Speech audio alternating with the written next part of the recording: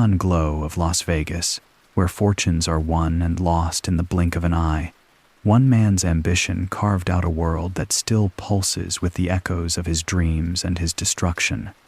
Bugsy Siegel, a name both feared and revered, turned the desert into a playground for the bold, but at what cost? Benjamin Bugsy Siegel was born on February 28, 1906, in Brooklyn, New York. The son of Jewish immigrants from Eastern Europe, Bugsy grew up in a world of harsh realities. His parents, poor and barely scraping by, instilled in him a sense of survival, but the streets of Brooklyn taught him far more. By the time he was a teenager, Benjamin had already begun to learn the unspoken rules of the world he was born into, where respect wasn't earned in classrooms, but in alleys, and where power wasn't given, it was taken. The pavement in Brooklyn wasn't kind, but it was honest. It didn't pretend to be anything more than what it was, a battleground. In the early years, it wasn't the sound of school bells that filled his ears, but the clang of the street pocket knives, fists, and the murmurs of men who spoke in low tones of deals, debts, and danger. As a young boy, Bugsy was already marked by a sense of ambition, but not the kind you'd find in textbooks. This was the kind of ambition that drew him closer to the streets and away from the classroom.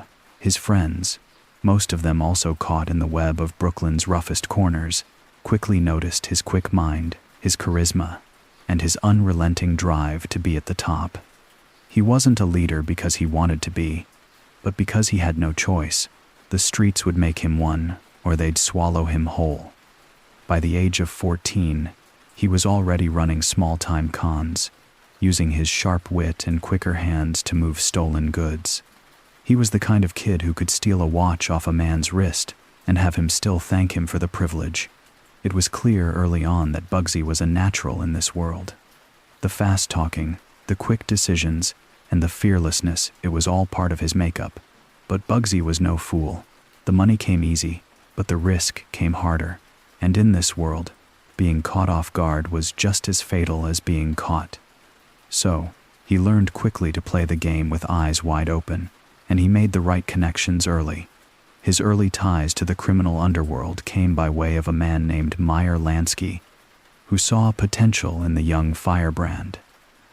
Lansky, more of a quiet thinker than a brash doer, saw in Bugsy something that could serve his own ambitions, but also something darker, more dangerous.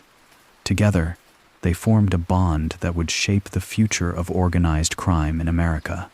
Lansky knew Bugsy's raw talent and hunger, but what Lansky also knew, perhaps better than anyone else, was that behind those cold blue eyes was a mind that was as calculating as it was ruthless. Bugsy's reputation began to spread. By his early 20s, he had climbed into the upper echelons of the criminal world. But the street wasn't done with him yet. It would shape him, mold him, and ultimately push him to Las Vegas, where the high stakes of the game were about to change forever. But for now, the streets of Brooklyn had their grip on him, and Benjamin Siegel was about to become Bugsy, the man who would never be forgotten. Bugsy Siegel's rise through the ranks of the Jewish mafia wasn't just a matter of connections or luck. It was a bloody testament to his ruthless efficiency and a temper that flared with the force of a hurricane. He didn't wait for opportunities to come to him. He carved a path through the underworld with a bloody knife, and anyone who got in his way was simply part of the cost. His violent streak wasn't just a reaction. It was a tool, a weapon that earned him the respect and fear of his peers. By his early 20s, Bugsy had already made a name for himself in the world of organized crime. His first real break came through his association with Meyer Lansky, who was making a name for himself with the Jewish mafia. Lansky, a sharp and calculating man, had a good eye for talent, and he saw something in Bugsy that others hadn't: raw, unrefined power that could be molded into something greater. Together, they started making moves, primarily focused on rackets like bootlegging. But Bugsy's sharp temper and willingness to act with brutal force set him apart. There was no room for hesitation in Bugsy's world.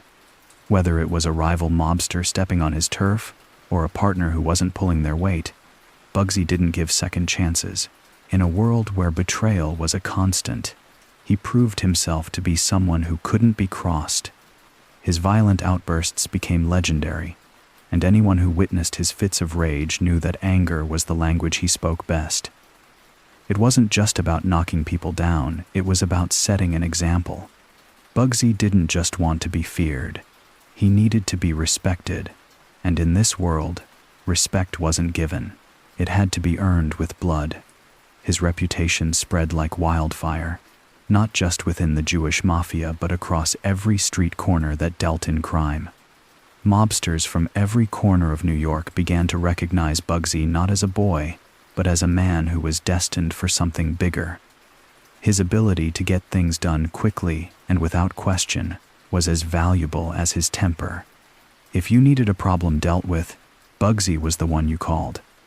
His approach was simple: eliminate the threat, no questions asked. He didn't waste time with politics or negotiations. If someone stepped out of line, they were removed swiftly and decisively. But it wasn't all about violence. Bugsy was a man who understood the intricacies of the game. He was a businessman in his own right, and his capacity to make money for the syndicate made him an invaluable asset. Whether it was managing a bootlegging operation or running high-stakes gambling, Bugsy knew how to turn a profit. But the real money, the real power, was always just one step ahead, waiting for him in the West. It was a world of glitz, glamour, and untapped potential, and Bugsy was more than ready to stake his claim. But before he could make the leap, he had to prove himself one last time. Meyer Lansky was a man of subtlety, a thinker in a world of doers. Where Bugsy Siegel was quick-tempered and prone to violence, Lansky was patient, calculating, and more than willing to let others take the heat. They couldn't have been more different, but it was that very contrast that would shape their partnership into one of the most influential alliances in organized crime. Lansky, with his cool intellect, saw potential in the wild, unpredictable. Bugsy, with his burning ambition, knew he could never rise to the top without someone like Lansky in his corner. Their first real business ventures were small-scale, mostly dealing with bootlegging during the Prohibition era. It was a simple hustle, but the money came quick, and their partnership flourished in the shadows of the city. Bugsy would handle the muscle getting the job done by any means necessary, and Lansky would handle the logistics, the planning, and the finer details that ensured their operations ran smoothly. Together, they formed a perfect balance: Bugsy's aggression and Lansky's caution. Where one lacked, the other filled the gap, creating a seamless operation that quickly expanded. Loyalty, above all else, became the foundation of their relationship. Lansky knew Bugsy was a loose cannon, but he also knew that Bugsy's loyalty to those he trusted was absolute. He had seen it in the way Bugsy handled business, his willingness to protect those who were loyal to him, no matter the cost. In a world where loyalty was often fleeting, Bugsy's unwavering commitment made him an invaluable ally, and Lansky, though not as flashy as Bugsy, understood the weight of trust in a business that thrived on betrayal. Lansky's strength wasn't in his fists, it was in his ability to control the game from behind the scenes, to keep their operations running while others fought over scraps. Their partnership grew deeper over the years. Lansky saw in Bugsy a man who could control the chaos, who could turn an empire of blood into a legitimate business. And for Bugsy, Lansky was more than just a partner. He was a mentor, someone who taught him how to navigate the high stakes of organized crime with a level head. Lansky's influence helped ground Bugsy, reining in the wildness that often threatened to spiral out of control. But despite their loyalty to one another, the cracks were beginning to show. Lansky's quiet, calculating nature couldn't always follow Bugsy's ambition and thirst for glory. Bugsy's dreams weren't just about power in the East, they were about domination, and the West beckoned with promises of wealth and control. As the two men worked side by side, The tension between ambition and caution began to build. Lansky may have been the brains behind their operation, but Bugsy was a man of action, and soon, that action would lead them both to a new frontier, one that would change the course of their lives forever.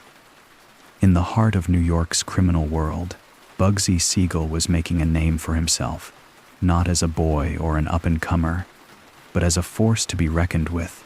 The streets were teeming with opportunity, but it wasn't for the faint of heart. The larger mob families, the Genovese, the Gambino, the Lucchese, ran their empires with a careful balance of power, muscle, and strategy. But Bugsy, like all the greats of the time, wasn't content to stay in the shadows. He carved his place in the East Coast crime scene through sheer will and violent ambition, making his mark in bootlegging, numbers running, and a world where respect was never given, it had to be taken. The Prohibition era had proven to be a gold mine for anyone with the nerve and the connections to exploit it. With the nation's thirst for alcohol unsatisfied by legal means, organized crime stepped in to fill the void. Bugsy, always quick to seize opportunity, became a key figure in the bootlegging business, running liquor into New York's underground speakeasies.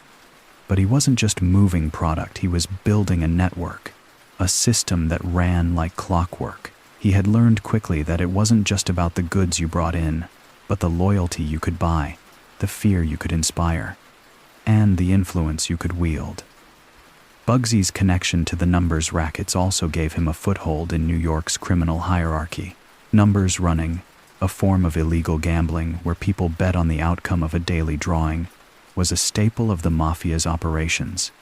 Bugsy had a knack for recognizing opportunities and understanding the pulse of the city's underbelly. He quickly became a key player in the numbers game, running operations that spanned the city's most impoverished neighborhoods. The numbers business was lucrative, and Bugsy's ruthlessness in dealing with those who crossed him made him indispensable.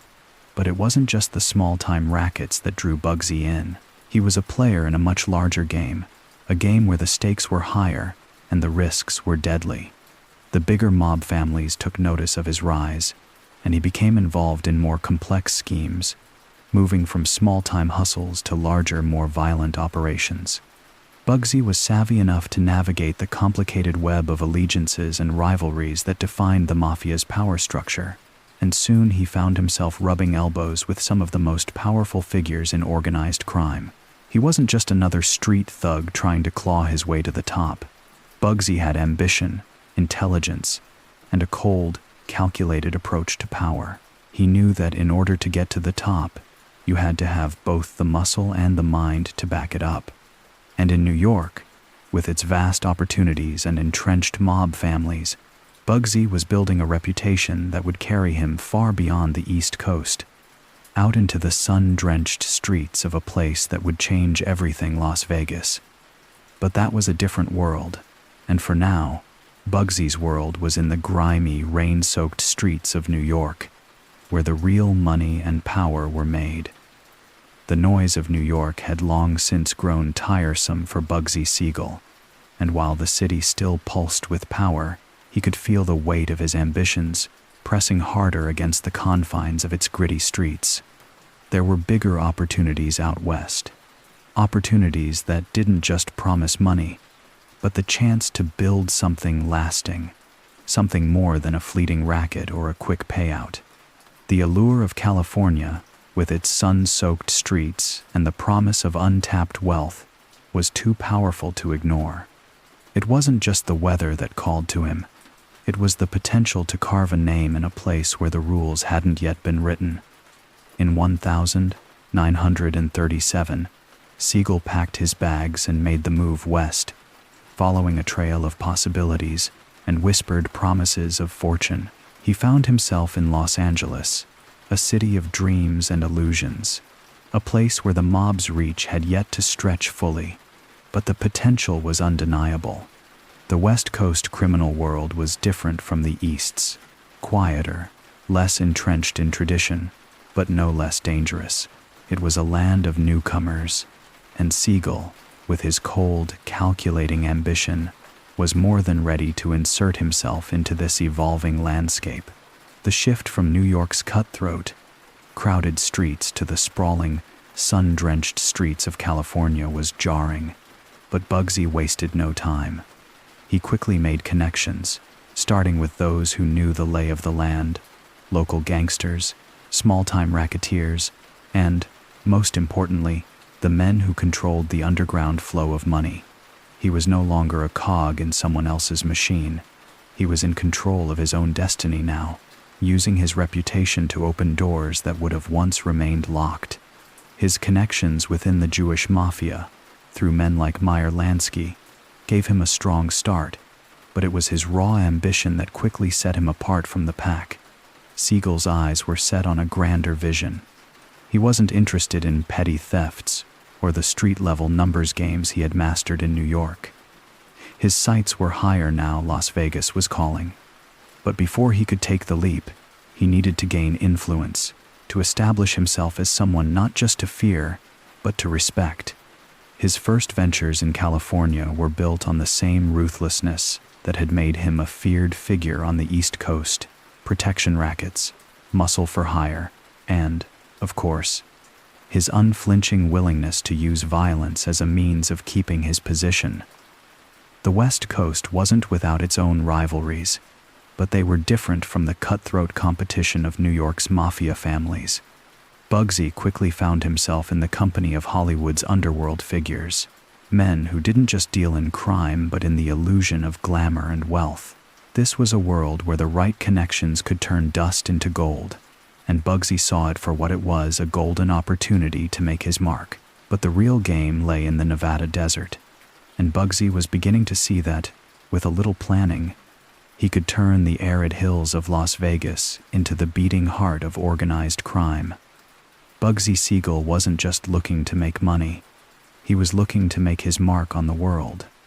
And there was no better stage for that than Hollywood, the glittering city of illusions where fortunes were made in the blink of an eye, and reputations could be built or destroyed just as quickly. It wasn't long before Siegel, with his mix of charm, brutality, and cunning, began to infiltrate Hollywood's elite circles.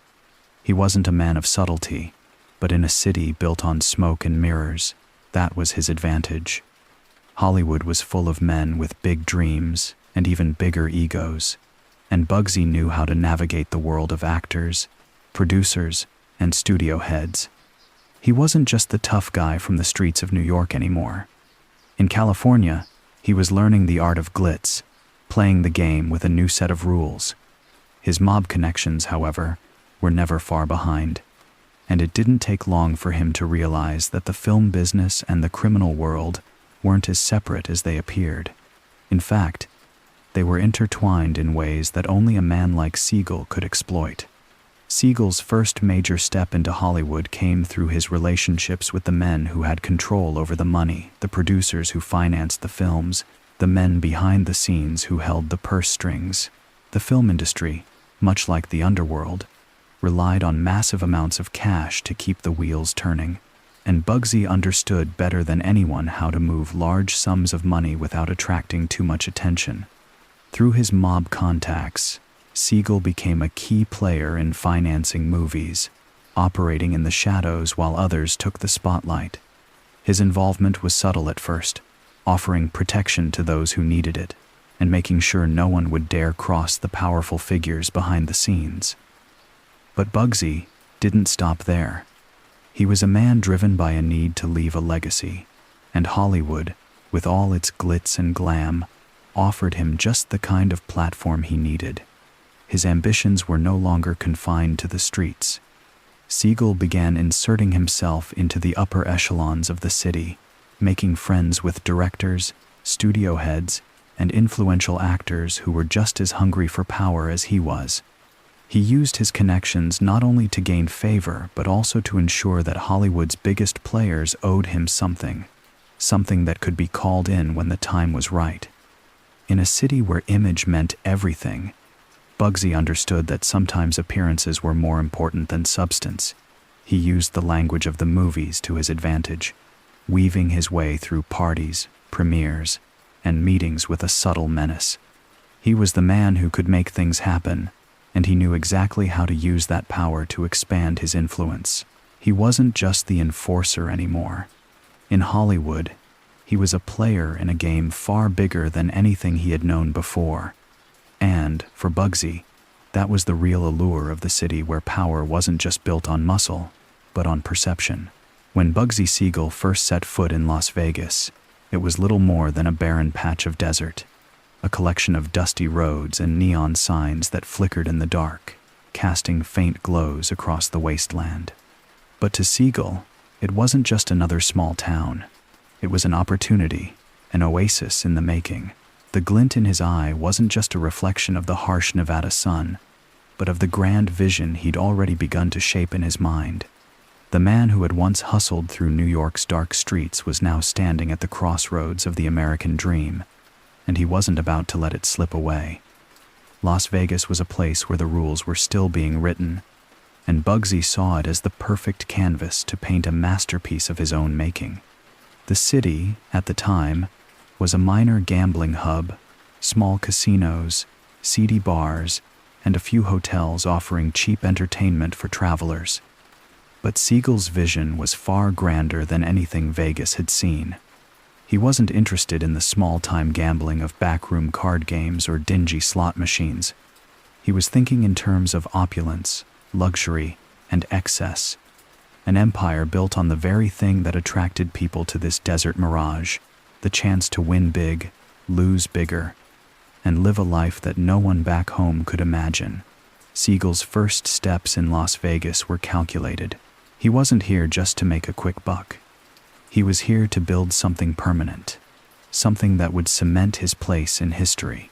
He set his sights on the Flamingo Hotel and Casino, an aging property that had already seen better days but held great promise in its bones.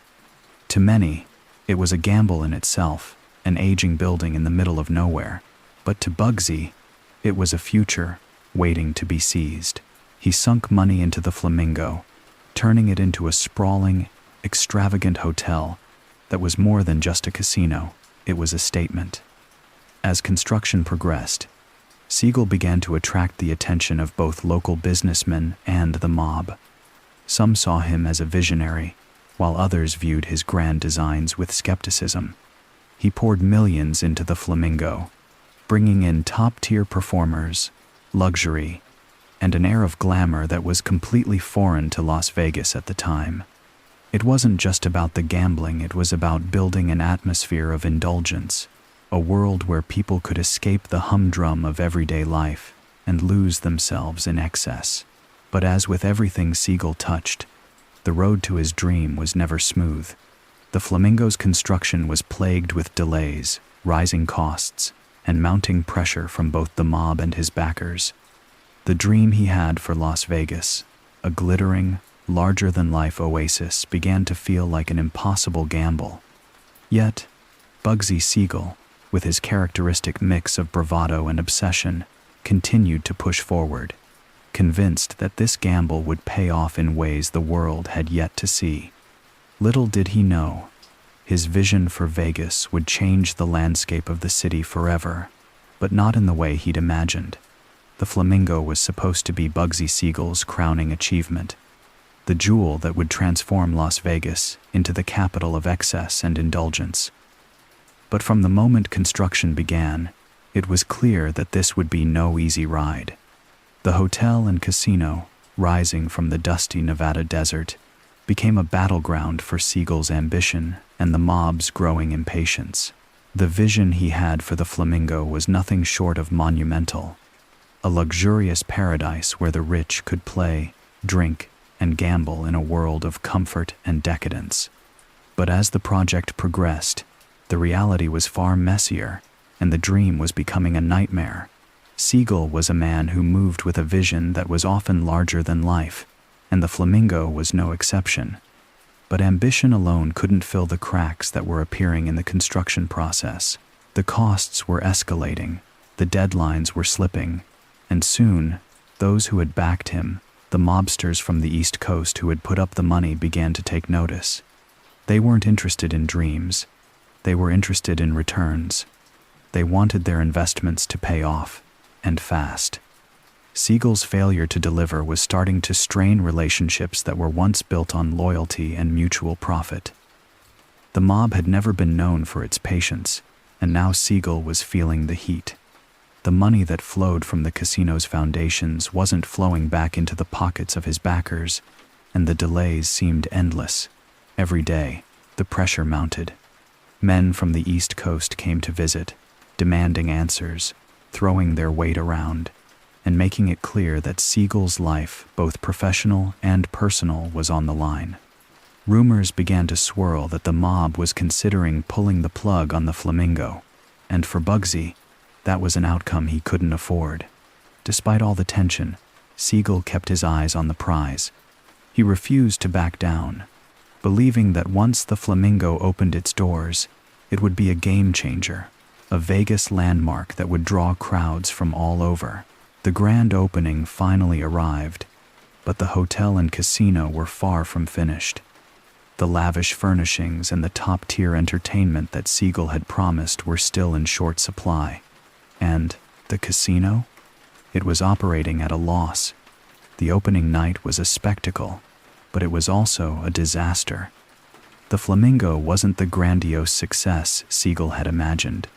It was empty, the crowds sparse, and the mobsters who had invested in the project were already beginning to question whether it was all worth it. What followed was a dangerous game of backroom negotiations, threats, and promises. As Siegel's life and the future of the Flamingo hung in the balance. The Flamingo wasn't just a building. It was a symbol of Siegel's desire to carve his name into the annals of history. But in the process, it became clear that in the world he was playing in, ambition was often met with deadly consequences. As the Flamingo's construction dragged on and its financial troubles mounted, so did the mounting tension between Bugsy Siegel and his associates. What had once been a vision of grandeur, the project that would bring Las Vegas into the spotlight, was now more of a millstone around Bugsy's neck. The mob, the men who had once supported him and invested in his dream, were starting to look at him differently. The promise of returns was fading fast, and the rumblings of discontent began to grow louder. Bugsy's usual bravado, the confident swagger that had once earned him respect, was starting to fray at the edges. Behind the glitz and glamour of the Flamingo's construction, a dark undercurrent of frustration and resentment was brewing. The mob's money was tied up in a venture that seemed to be spiraling out of control. The casino was hemorrhaging cash, and the delays were making it clear that Bugsy wasn't going to meet his promises anytime soon. Siegel's unflinching determination to make the Flamingo a success had become an obsession, but it was one that few shared with him. His backers, many of whom had seen fast returns on their other investments, were growing increasingly uneasy with each passing day. They had little patience for failure, especially when it came to a project as high profile as this. Whispers of financial mismanagement began to circulate. Some said Bugsy was in over his head, blinded by his vision, while others claimed he was skimming from the top, pocketing more than his fair share of the money. The rumors spread like wildfire, each retelling more damaging than the last. Siegel had never been one to keep his cards close to his chest, but the cracks were beginning to show. As the mob's dissatisfaction grew, so did the tension in the air. Bugsy's usual allies, men who had once stood by him through thick and thin, were beginning to question his judgment. In the dark backrooms of the Flamingo, deals were made, threats were exchanged, and men who had once been loyal to Siegel began to distance themselves. The mobsters from New York were known for their ruthlessness, and it wasn't lost on anyone that a man who lost his usefulness often found himself discarded just as quickly. Bugsy, the man who had once been the embodiment of confidence, began to feel the weight of the pressure crushing down on him. His nights were filled with restless pacing and uncertainty, while his days were spent trying to patch together a sinking ship. But Bugsy wasn't the type to back down easily. He had invested too much, emotionally, financially, and personally, to simply walk away. He had gambled everything on the Flamingo, and now, it seemed, He was caught in a high-stakes game where the odds were stacked against him. What once was a dream was now a ticking time bomb, and Bugsy Siegel, in all his bravado, knew he couldn't stop the explosion that was coming. The only question left was who would be left standing when the dust finally settled. Bugsy Siegel was a man who knew how to live life in the fast lane, and in Las Vegas, he was living like a king. The neon lights of the Strip were a perfect reflection of his ambitions, glimmering with the promise of wealth, power, and luxury. The casinos were his playground, and the Flamingo, despite its rocky beginnings, was his crown jewel. On the outside, it was a world of glittering chandeliers, expensive drinks, and showgirls in sequined dresses. But behind the glamour, the gritty underworld that Siegel had built his empire on continued to operate in the shadows, far from the eyes of the tourists and high rollers who came seeking a taste of Sin City's decadent allure. The contrast between Siegel's public persona and the darker reality of his life couldn't have been more stark. To the world, he was a suave businessman, rubbing elbows with Hollywood stars, entertainers, and politicians. He hosted lavish parties at the Flamingo, his tables filled with the rich and famous, all laughing, drinking, and gambling in the oasis he had built in the desert. His lifestyle was one that even the wealthiest could only dream of. Expensive cars, private jets, designer suits, and the constant attention of beautiful women. Siegel had it all. His nights were spent in luxury. As he walked through the casino floor, overseeing operations with a mix of authority and charm, making deals that would change the course of the city's future. But behind that facade of wealth and power, the true nature of Siegel's empire was something much darker. His connections to the mob ran deep, and the operations that funded the glamour were steeped in violence, extortion, and corruption. While the casino doors opened to the public, the back rooms were filled with men who dealt with matters of life and death. The money that flowed through the Flamingo wasn't just the result of lucky gamblers. It came from rackets, bootlegging, and the ruthless enforcement of Siegel's will. He had his hands in everything from narcotics to prostitution, overseeing a network of criminal operations that spanned far beyond the glitz of the Strip. The mob had invested heavily in the Flamingo, and they expected returns not just in profits, but in loyalty. To keep the balance, Siegel had to walk a fine line between satisfying the mob's demands and maintaining his own vision for Vegas. The threat of violence hung over him like a cloud, just as it had in the streets of New York. Men who crossed him didn't live to see the next sunrise. Bugsy's world was one of contradictions. By day, he was the dashing playboy, the face of the most glamorous casino in Las Vegas. By night, he was the ruthless gangster who operated behind the scenes, his empire built on blood and fear. But in the end, the two worlds were inseparable. To build the city of dreams, Bugsy Siegel had to live in the nightmare that came with it. And though the city was starting to thrive, the price of its success was a toll he had yet to fully pay. As the Flamingo began to find its footing, Las Vegas started to shift from a quiet desert town to the booming, neon-lit playground it's known for today. The success of the casino, though shaky in its early days, began to pull in money from all directions, and Bugsy Siegel, with his taste for luxury and his razor-sharp instincts, was at the heart of it all. He wasn't just running a casino, he was building an empire, one that would lay the foundation for the city's transformation into the most notorious gambling hub in the world. Siegel's vision for Vegas was no longer just about his own luxury. As the city began to pulse with the energy of tourists, mobsters, and Hollywood stars, Bugsy realized the potential for something far bigger. He started expanding his empire, securing more casinos, and making deals with every power player in town, from crooked politicians to rival gangsters. He was no longer just a face in the crowd. He was the face of the Las Vegas transformation. New casinos began to spring up around the Flamingo, each one more opulent than the last. drawing in the kind of crowds Bugsy had always dreamed of. He had a way of making people feel like they were part of something bigger, even if that something was built on gambling, corruption, and risk. It wasn't just about betting chips on the table, it was about betting on Vegas itself. With every new venture, the city's underworld grew more entrenched, as Siegel's network of mob associates and criminal enterprises flourished alongside his legal business ventures.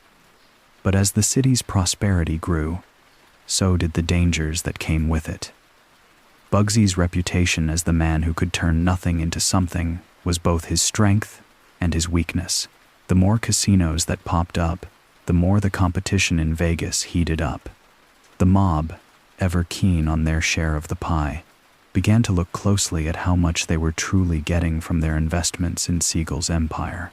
Siegel's partners in the East, his old associates from New York and Chicago, wanted their cut, and they wanted it fast.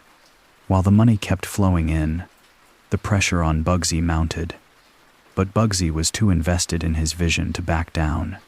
He kept pushing, expanding, making moves that positioned him as the focal point of Vegas's growing reputation as a gambler's paradise. The once desolate desert town had now blossomed into a symbol of excess, a place where fortunes could be won or lost in the blink of an eye. And Bugsy Siegel was the one holding the cards. The glamour of Las Vegas was undeniable, but behind the scenes, Bugsy's grip on the city was becoming more fragile. As his empire expanded, so did the risks. The stakes were higher, the enemies more dangerous, and the dreams that had fueled his ambition were becoming increasingly elusive. Yet, for all the challenges, Bugsy knew there was no turning back. He had built an empire, and now he had to hold on to it, no matter what the cost. As Las Vegas flourished under Bugsy Siegel's watchful eye, cracks began to form beneath the polished surface of his empire. The more the city turned into a glittering oasis in the desert, the more Siegel's behavior began to raise eyebrows within the mafia. It wasn't just his expanding ventures or his lavish spending. It was his unpredictability that began to unsettle those who had once stood by his side, particularly Meyer Lansky, his closest confidant and partner in crime. Lansky had always been the calm in their partnership, the methodical businessman whose careful approach balanced Bugsy's impulsive, almost reckless nature. But as Siegel poured more and more money into his casinos, his lifestyle, and his vision for a bigger Vegas, Lansky's unease grew. He had been instrumental in helping Bugsy build the Flamingo, but Lansky's patience with his friend's unchecked ambition was wearing thin. The mob, too, was becoming concerned. They had invested heavily in Bugsy's dream, but they weren't seeing the returns they expected. For every dollar flowing into the Flamingo, there seemed to be two slipping away due to Siegel's insatiable appetite for luxury. The mob's interests were not just about the glitz and glamour of the casino business. It was about profit, solid, unrelenting profit. But Siegel's spending on high-end hotels, extravagant personal indulgences, and lavish parties seemed at odds with the values of the men who had helped fund his rise. The money wasn't flowing fast enough, and with each passing day, the mob's frustration grew. It wasn't just his spending that irked Lansky and the others. It was Siegel's increasingly erratic behavior, his refusal to toe the line that had made the mob's operations so successful in the past. Bugsy was becoming a liability, unpredictable, hot-headed, and reckless. The last thing Lansky wanted was for their empire to crumble because of a man who had been consumed by the glitz and excess of the very thing they'd worked to build. For Bugsy, the pressure was mounting. The mob was starting to show signs of dissatisfaction. Lansky, once a rock of loyalty, now seemed distant, his quiet warnings growing louder in Bugsy's ears. But Siegel, always confident in his vision for Vegas, refused to back down. He believed in the promise of the city, in the potential of the Flamingo, and the life he had built there. He saw himself as the architect of Vegas's future, and no amount of financial difficulty or mob pressure was going to make him abandon his dream. The tension between Siegel and the mob was reaching a breaking point. Lansky, feeling the strain, knew something had to give. Bugsy's world was unraveling, and Lansky could only watch as his friend's ambitions veered further from the path they had once walked together. What had started as a dream of building an empire had morphed into a power struggle between loyalty, greed, and the high cost of living on the edge.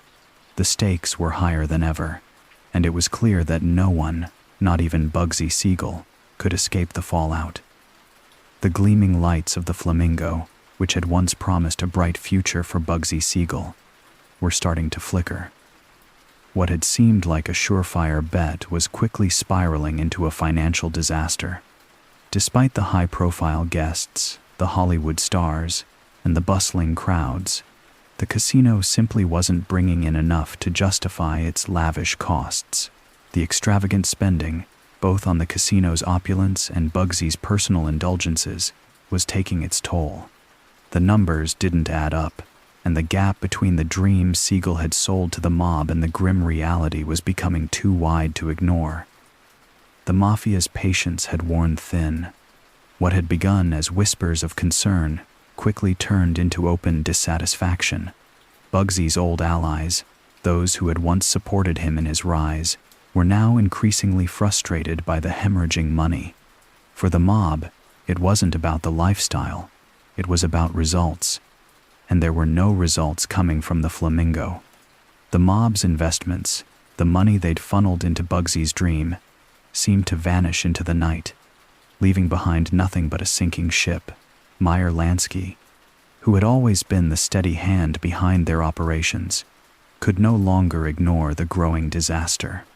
He had tried to be patient, tried to stand by his friend, but even he couldn't overlook the truth. Siegel's obsession with luxury was undermining everything they had worked for. Lansky's quiet warnings turned into harsh words, and he began distancing himself from Bugsy, knowing that the situation was becoming untenable. The other mobsters, equally frustrated, grew impatient with the slow progress. They had put their money on the line, and now their trust in Siegel was slipping through their fingers. The underworld didn't tolerate failure, especially not of this magnitude. Bugsy had sold them on a vision of glitz, glamour, and endless profit, but the Flamingo was delivering nothing but debt. The mob wanted results, and they were no longer willing to wait. Bugsy, as always, refused to back down, but the pressure was immense, and it was starting to show. His usual cocky confidence was starting to fray, replaced with bouts of frustration and anger. He had put everything into the Flamingo, and now the very men who had helped him make his dreams come true were questioning his every move.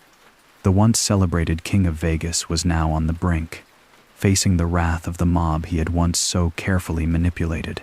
What had started as a passion project, a vision for turning a dusty corner of the desert into a glittering paradise, was now at the mercy of the very forces that had built him up. And as the mafia closed in, Bugsy realized that his dream was slipping away, piece by piece. He had always believed in his ability to rise above, but even he couldn't escape the reality of the situation. The flaming lights of the Flamingo were dimming fast, and with it, the empire that had once seemed so unstoppable. Bugsy Siegel's world, once built on the bright lights and glitzy promises of a new Las Vegas, began to crumble under the weight of his failures.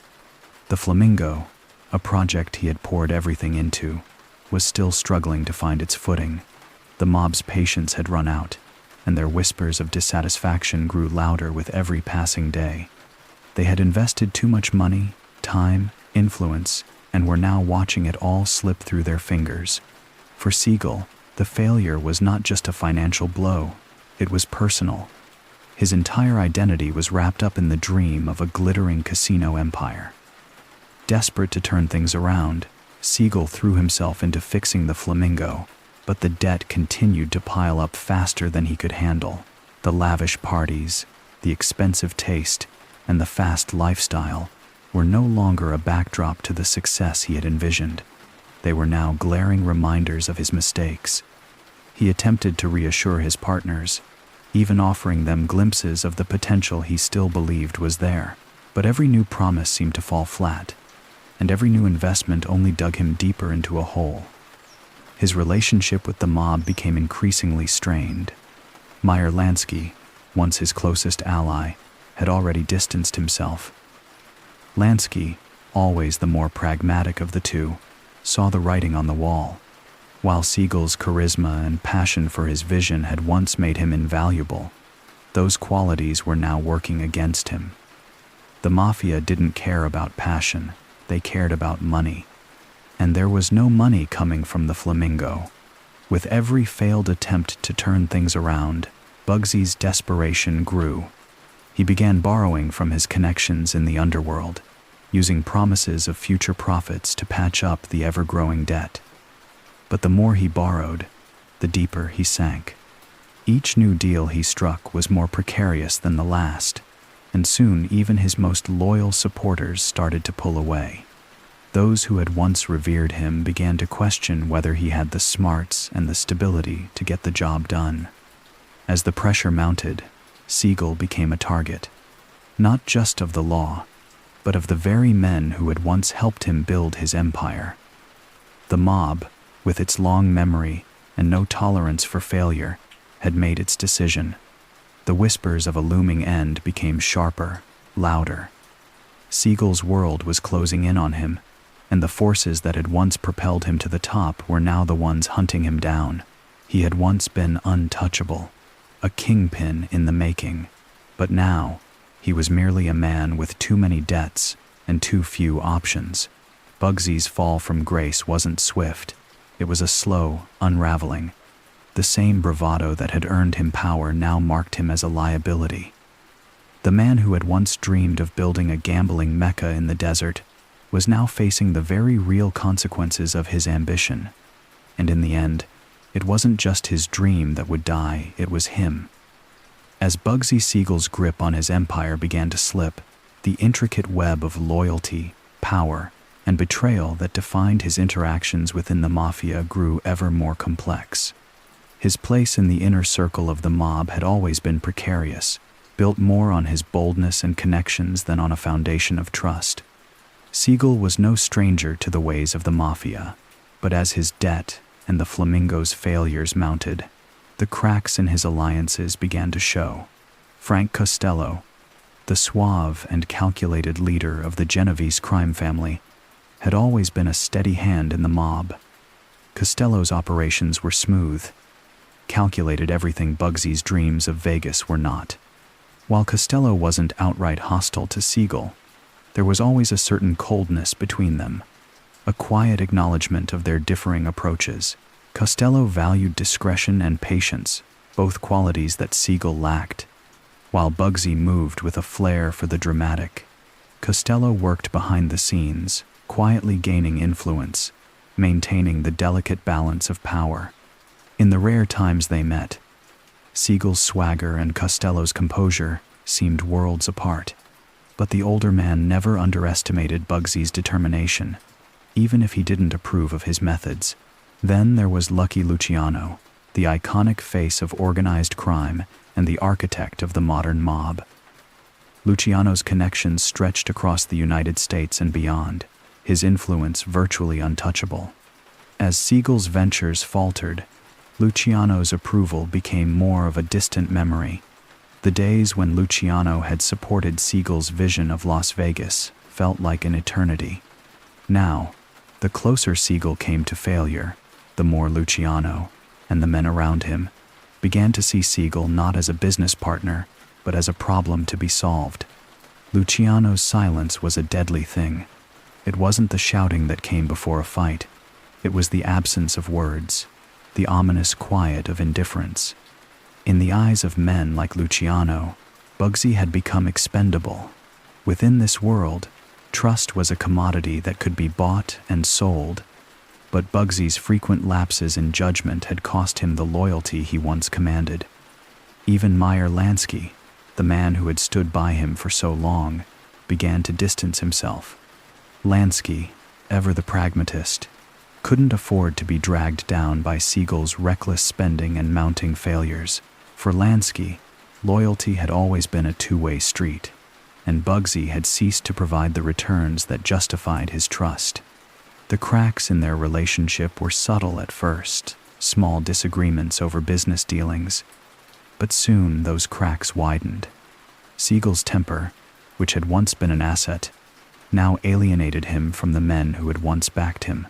The inner circle of the mob was a place where betrayal was commonplace, and no one's loyalty was ever guaranteed. For Siegel, the walls were closing in as his once firm allies began to question whether the gamble he had taken on Las Vegas was worth the blood, money, and power they had invested. In a world where loyalty was paramount, Bugsy's ultimate betrayal wasn't to the men who had helped him, it was to himself. He had dreamed too big, moved too fast, and failed to see that the very people who had helped build his empire would just as easily be the ones to tear it down. Bugsy Siegel's relationships with women were as tangled and complex as his business dealings. As the man who was known for making things happen, he had a certain magnetism that attracted the attention of some of the most glamorous women in Hollywood and Las Vegas. But beneath the surface, his relationships were marked by betrayal, loyalty, and the same ruthless nature that defined his life in crime. Virginia Hill was one of the most significant women in Siegel's life. A beautiful and ambitious showgirl, Hill was more than just a lover. She became entwined in Bugsy's world in ways that would later complicate his downfall. Their connection was instant, a perfect match of ambition and desire. Hill wasn't just another starlet looking for a way up the social ladder. She was a woman who understood the power that came with her relationships, and she knew how to use them. She had a history with the mob, but her loyalty was first and foremost to herself. Her involvement with Siegel would take her deep into the heart of his world, especially once his ties to the Flamingo began to unravel. In the early days of their relationship, Hill was seen as a glamorous companion, a showgirl who could be paraded around Las Vegas's brightest lights. But over time, she became more involved in the operations behind the scenes. It wasn't just that she was linked to one of the most powerful men in the criminal world. She was also rumored to be a key figure in the financial dealings that Siegel was orchestrating. Hill's ties to Siegel weren't just personal, they were deeply professional, and her involvement would eventually come under scrutiny as the authorities began to close in on Bugsy. But there were other women, too, who played roles in his life. Siegel had a way with women. His charm, his quick temper, and his drive made him irresistible to many. But it wasn't just the showgirls or actresses who fell under his spell.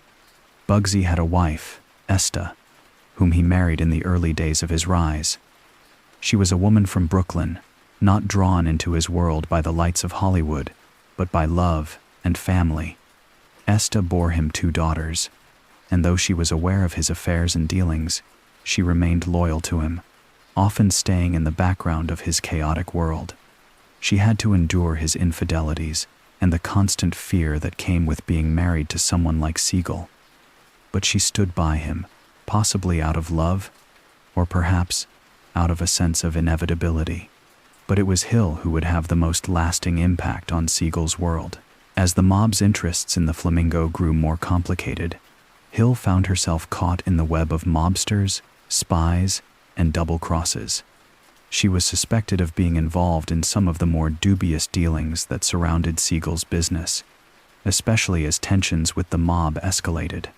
The loyalty Bugsy had once seen in her was questioned, and soon, Hill would find herself in a dangerous position, just as surrounded by suspicion as the man she had loved. For Siegel, the women in his life reflected the dual nature of his existence, the man who could build an empire, and the man who, in the end, lost control of everything: love, business, and his life. Las Vegas was beginning to breathe on its own. The neon lights were starting to hum, and the Strip was being etched into the landscape of the American dream. Yet, beneath the glittering surface, the city was still a delicate gamble, one that had a heartbeat tied to the rise and fall of a single man, Bugsy Siegel. Though his empire was crumbling and personal troubles were gnawing at his foundations, Siegel's vision of transforming a dusty desert town into a dazzling paradise was slowly but surely coming into focus. The Flamingo, once a half-built wreck that haunted Siegel's dreams, was finally starting to shine. Its grand facade was a beacon in the dark desert night, a gleaming sign of hope for a man who was trying to outpace his demons. Bugsy's relentless pursuit to make Las Vegas the epicenter of sin had pushed the boundaries of what a city could be. Every casino, every hotel that followed, borrowed from his vision. He had wanted a place where the rich could roll the dice and find fortune or ruin, all within the span of a few nights. Yet, what he had built was more than just a casino. It was an escape, a fantasy for anyone who had a dream too big for reality. Bugsy wanted to bring something that no one had ever imagined. A city built on pure excess, where money flowed like champagne, and every indulgence could be satisfied. The debts, however, still loomed large over Siegel's head. The mob's whispers were louder now, the criticism sharper, his lavish spending, his reckless ambition, the slow return on investment, all of it was starting to eat away at the fragile relationships he had with his backers. But despite the mafia's anger, Siegel had managed to create something that no one had predicted. The Flamingo, though still struggling in its early days, was beginning to attract the kind of attention he had hoped for. Tourists from across the country flocked to the casino, dazzled by the promise of luxury and the allure of risk. The glitz and glam of Vegas were beginning to carve a place in the American consciousness. Yet, the cracks were undeniable. The stress of trying to maintain the illusion of success, while the finances behind the scenes were slowly unraveling, was taking its toll. Siegel's personal life, too, was beginning to reflect the chaos around him. His marriage was fractured, his relationships strained, and the looming threats from the mob were never far behind. But in the haze of tension and desperation, there was something undeniable. Bugsy Siegel had begun to shape the future of Las Vegas. Though he may have been on the brink of losing it all, the seeds he planted were starting to grow into something far bigger than even he had envisioned. The city that would soon be known as Sin City was finding its roots, and Siegel's gamble, in a way, was starting to pay off. But whether or not he would live to see it fully realized, no one could predict. For now, Las Vegas was rising, just as he had dreamed, and for a fleeting moment, it seemed like Siegel had managed to stake his claim in history. The spotlight on Bugsy Siegel was growing too bright for comfort. Despite his ambitious vision for Las Vegas, the unseen forces that operated in the shadows, law enforcement, and the intricate web of the mafia's own hidden agendas began to close in. The FBI, always watching, had started to shift its gaze from the small-time mobsters of the past to the bigger fishmen like Siegel, whose influence could no longer be ignored. Federal agents, armed with a growing list of suspicions and informants, were determined to catch the mob in the act. Siegel's role in the transformation of Las Vegas made him an even more visible target. The city was now a gambling capital attracting national attention, and the heat on the Flamingo was rising steadily. But the mob wasn't blind to the threat. Behind the scenes, the mafia was not just concerned with Siegel's financial missteps. They feared that his recklessness would bring down the full weight of federal law enforcement on them all. The FBI's presence was never far from Siegel's operations. He had always prided himself on being able to evade the authorities. But as his empire grew, so did the attention.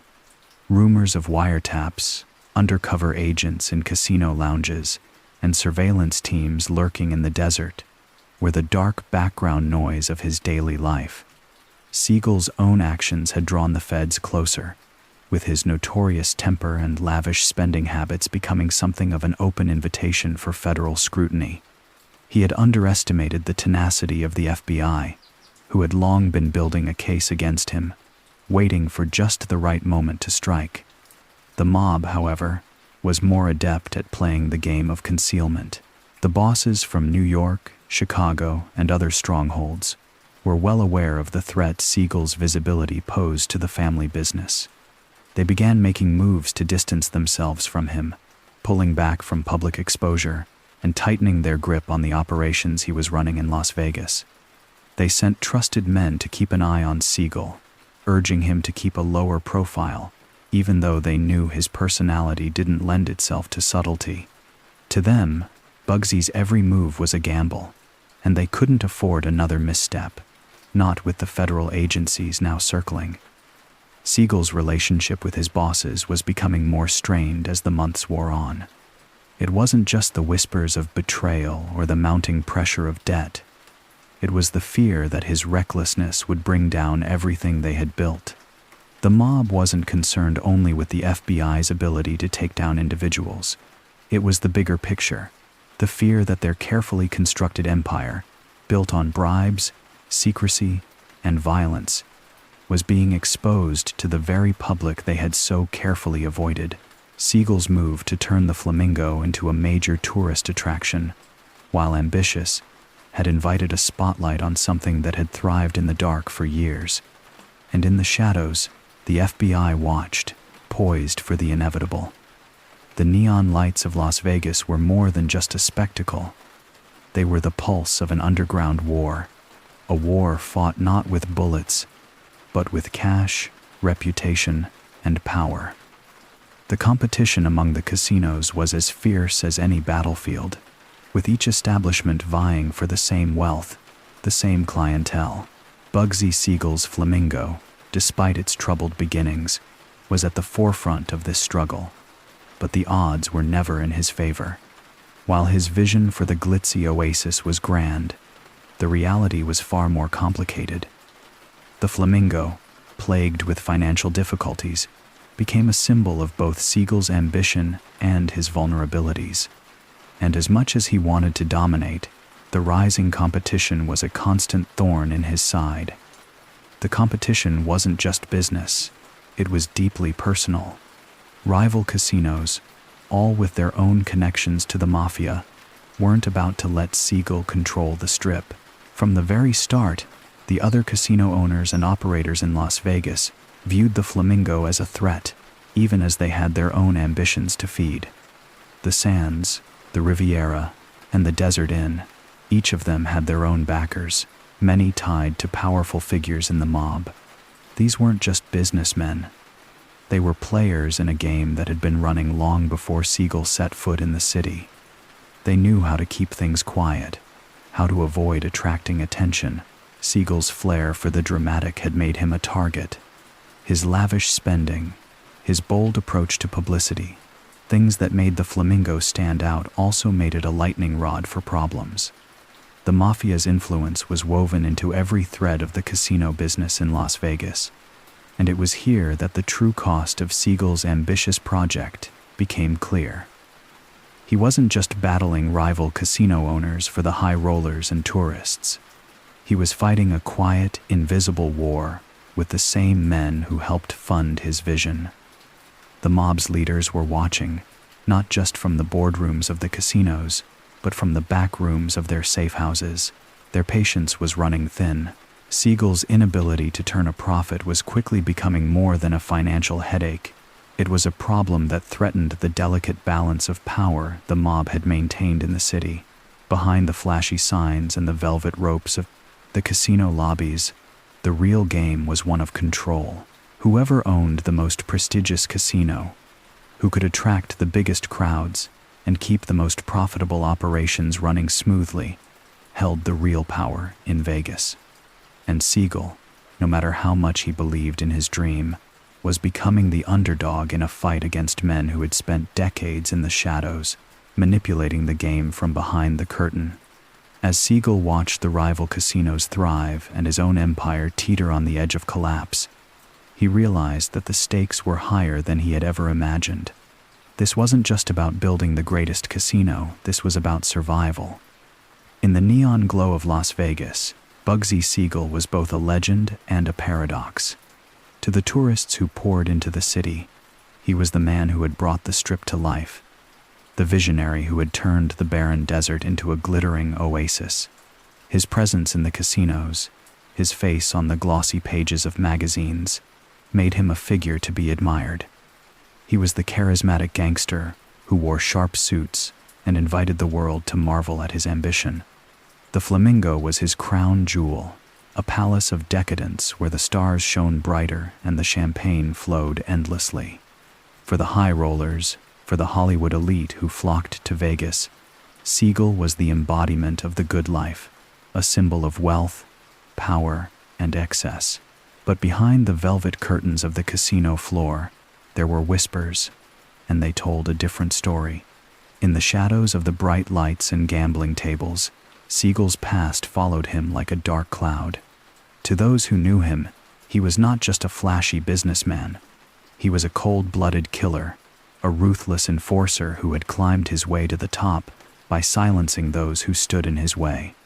He had earned his place in the criminal world the hard way, with violence, deceit, and betrayal. His rise from the streets of Brooklyn to the boardrooms of Las Vegas had been paved with blood, and not everyone saw the glamorous image of Bugsy as a hero. To the locals, especially those who had been in the game long before Siegel arrived, he was nothing more than a gangster who had lucked into a fortune. His lavish lifestyle, his endless parade of women, and his notorious temper painted him as just another player in a city built on vice. In fact, many of the old-timers in the mafia saw him as a loose cannon, a risk to the carefully constructed web of control they had spun in Vegas. His big dreams were one thing, but his lack of discipline, his disregard for the quiet, behind-the-scenes operations that kept the mafia running smoothly, made him an unreliable figure in their eyes. Yet, despite the murmurs and the criticism, Siegel's persona continued to grow. In the world of showgirls and high stakes, he was a hero to those who reveled in the glamour and excitement of the Vegas night. But to the men who had helped fund his dreams, he was a villain, a reminder of what happens when ambition outpaces judgment. As Siegel danced between these worlds, trying to keep up his public image while facing mounting pressure from his business partners and the mafia, the tension began to wear on him. He was a man caught in the middle, both revered and feared, loved by some and loathed by others. And in the end, it was his own unraveling that would cement the truth. Siegel had built his empire on the very contradictions that defined him. In the final months of Bugsy Siegel's life, desperation began to seep into the glitz of his glamorous empire. The Flamingo Hotel, his pride and joy, had become more than just a casino to him. It was his last stand, his last hope to redeem himself in the eyes of the mafia and prove that his vision could turn the tide of his crumbling fortunes. The lavish dreams he had once sold to the mob were now a burden that hung heavily over his head, each passing day pushing him further into a corner from which he could not escape. The casino, initially an extravagant project, had been bleeding money for months. The high-end clientele that Siegel had promised was slow to materialize. The Flamingo's flashy lights and plush surroundings hadn't been enough to overcome the glaring financial problems. Rumors spread like wildfire, and the tension between Siegel and his financial backers grew palpable. The mob, led by figures like Meyer Lansky, was no longer willing to indulge Siegel's reckless spending and unchecked ambition. Bugsy had made enemies not just in the criminal world, but also among those who had once believed in him. His lavish lifestyle, his inability to rein in costs, and his increasingly erratic behavior were becoming liabilities. The luxury and excess that had initially attracted visitors now felt like a joke to those who were watching from the sidelines. In a desperate attempt to save the Flamingo and his reputation, Siegel made moves that only increased the stakes. He began taking more risks, sinking even more money into the casino in a final push to make it a success. He scrambled to win back the support of the mob, trying to convince them that the grand vision he had promised was still possible. But the weight of his debts was suffocating him, and his charm no longer worked its magic. Siegel, once the untouchable figure who had walked with ease through the world of mobsters, showgirls, and Hollywood stars, was now desperate. To make matters worse, His temper was growing more unpredictable, and his dealings with others became increasingly strained. He became a man desperate to avoid the inevitable fallout, doing whatever it took to hold on to the casino, to hold on to the power and respect he had spent his life building. He made deals with shady operators, borrowed from every connection he had left, and ignored the warnings from those closest to him. But in the back of his mind, Bugsy knew that the clock was ticking. Siegel's final months were filled with frantic meetings, hasty decisions, and a sense of urgency that reflected his fading hope. He fought to stabilize the Flamingo, but the pieces were falling apart too quickly. The mob's patience was running thin, and the financial troubles continued to spiral. What had once been a dream now felt like a weight around his neck, dragging him down. In his final push, Bugsy was only pushing himself closer to the edge, oblivious to the danger closing in from all sides. The night that would seal Bugsy Siegel's fate had the eerie stillness of inevitability. In the weeks leading up to his murder, the cracks in his empire had become too wide to ignore. The Flamingo, despite his best efforts, was still hemorrhaging money, and the mafia's patience was wearing thin. His extravagant lifestyle, his reckless decisions, and his growing instability had drawn the ire of his powerful backers. The whispers from within the mob were no longer just rumors. They were a countdown, and Bugsy, in his frantic attempts to turn the situation around, remained oblivious to the peril inching closer. Siegel had spent the evening at the Flamingo, poring over numbers that didn't make sense, rearranging debts that couldn't be fixed. His once unshakable confidence had morphed into a tight, nervous energy, the weight of his own failures hanging on his shoulders. He moved between meetings with investors, constant phone calls, and strained conversations with his remaining allies. For all the people that surrounded him, Bugsy felt a loneliness that gnawed at him from the inside. The mobsters who had once respected him now looked at him with suspicion. Those who had been with him since the days in New York were no longer by his side, and even his closest partner, Meyer Lansky, was visibly uneasy. Lansky's distance mirrored the growing unease in the ranks. The mob had no patience left for failure. That night, Bugsy was far from his usual unshakable self. His temper flared with little provocation, and his decisions lacked the calm calculation that had once made him such a dangerous figure. The casino still looked magnificent on the outside, but the facade of glitz and glamour had become a mask for the rot that was slowly taking over. As Siegel moved through the halls, pacing like a caged lion, he couldn't shake the feeling that he was being watched. He should have sensed the storm brewing, but his mind was too clouded by desperation. As the night drew on, Siegel found himself in his luxurious home in Beverly Hills. It was late, the house dark, except for the faint glow of lamps casting long shadows across the rooms. His trusted bodyguard, a man named Al, had been by his side throughout his rise, but even Al had grown distant, no longer able to mask the discomfort that hung in the air. Bugsy had been on edge all night, as though he could feel the noose tightening, but he did not see the end coming. The shots rang out just before midnight. It was a short burst, quick and precise, aimed at the man who had built an empire out of blood and ambition. The window shattered as the bullets tore through the air, striking Siegel in the heart. His body fell to the floor, a victim of the same ruthless world he had ruled. No words, no fanfare, just the silent end to a life that had been lived at the edge of chaos. The mob had made its decision, and Bugsy Siegel had paid the price for a dream that had burned too bright, too fast. The murder of Bugsy Siegel was a moment that would etch itself into the dark history of Las Vegas. The details were as brutal as they were precise. Siegel, once the golden boy of the West, was now just another casualty in the endless power struggles of the underworld. His fate had been sealed long before the bullets tore through him, but the way he died only added to the mythology surrounding his life.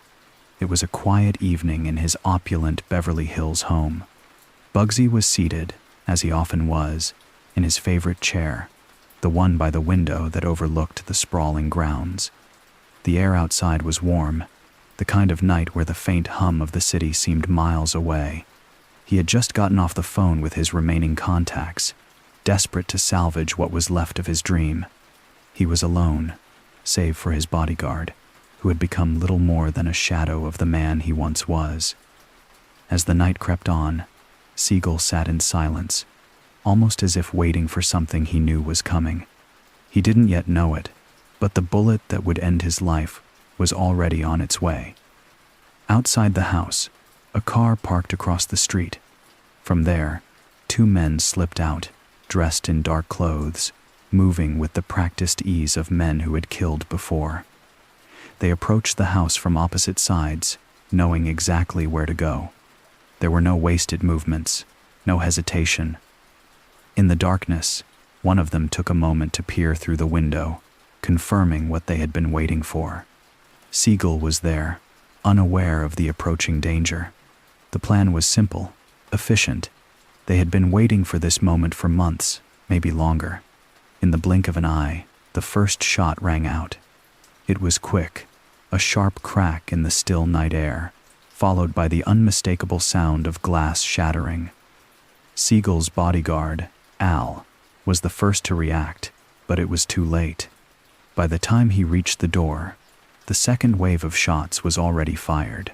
3 bullets tore through Siegel's chest and head, each one striking with deadly accuracy. The man who had once wielded power like a king lay crumpled in his chair, a shell of the ruthless figure he had been. The men who had done it were gone just as quickly as they had arrived. There were no signs, no clear motives to point to anyone specific. It was clean, almost clinical in its execution. Yet, the circumstances surrounding his death were anything but ordinary. Bugsy's murder became a symbol, a final act in the violent end to the story of so many mobsters. The dream he had built in Las Vegas was left to crumble, the city now a battleground for those who would come after him. His death wasn't just the end of a man, it was the death of an era, one that had been defined by blood, ambition, and ruthless violence. But as his body lay lifeless, one thing was certain. In the world of organized crime, no one could escape the inevitable fall, not even the ones who thought they were untouchable. The night of Bugsy Siegel's death, Las Vegas was left in a strange silence, as though the city itself was holding its breath. The flamboyant lights of the Strip flickered on, oblivious to the violence that had just unfolded. But beneath the surface, the atmosphere was thick with tension. For the city that Siegel had shaped, his murder was more than just a personal loss. It was a crack in the foundation of what he had worked so tirelessly to build, a gamble that had gone terribly wrong. In the immediate aftermath of Siegel's murder, the casinos, like the rest of the city, tried to move on as though nothing had happened. But beneath the bright neon signs and the sound of slot machines, the mob's grip on the burgeoning gambling mecca began to falter. The Flamingo, the crown jewel of Siegel's empire, was a symbol of both his dreams and his downfall. With his death, the casino's future became uncertain, its debts looming like a shadow. The people who had once been loyal to Siegel, his trusted lieutenants and associates, suddenly found themselves in a vacuum of power, struggling to decide who would take charge. Meyer Lansky, who had always kept a cautious distance from Siegel's extravagance, stepped in as the de facto leader of the operation. He was quick to assert control, but his cool, methodical nature clashed with the raw energy and chaos that Siegel had brought to the table. As the mob took a more hands-on approach, the flashy, reckless ambition that Siegel had embodied began to fade into a quieter, more controlled operation. Yet, despite the change in leadership, the casino industry in Las Vegas remained a battleground. The Flamingo's problems didn't simply vanish with Siegel's death. The debts remained, the unfinished vision lingered, and the power struggle over control of the city's future continued to simmer beneath the surface. Siegel's brutal and untimely end created a ripple effect, and his absence left a hole that was quickly filled by others with their own agendas. In the public eye, the The murder of Bugsy Siegel was little more than another tale of mob violence, another chapter in the city's dark and colorful history. But to those who had worked for him and those who had seen the vision of a glittering, neon Las Vegas, his death marked a turning point. Las Vegas was no longer a place of spontaneous dreams. It was becoming a corporate venture, a machine that ran on profits and controlled by those who understood the rules of the game. Siegel's empire was divided up among his partners and associates, his once unshakable hold on the city slipping away. But the idea he had sparked lived on, growing in ways he never could have imagined.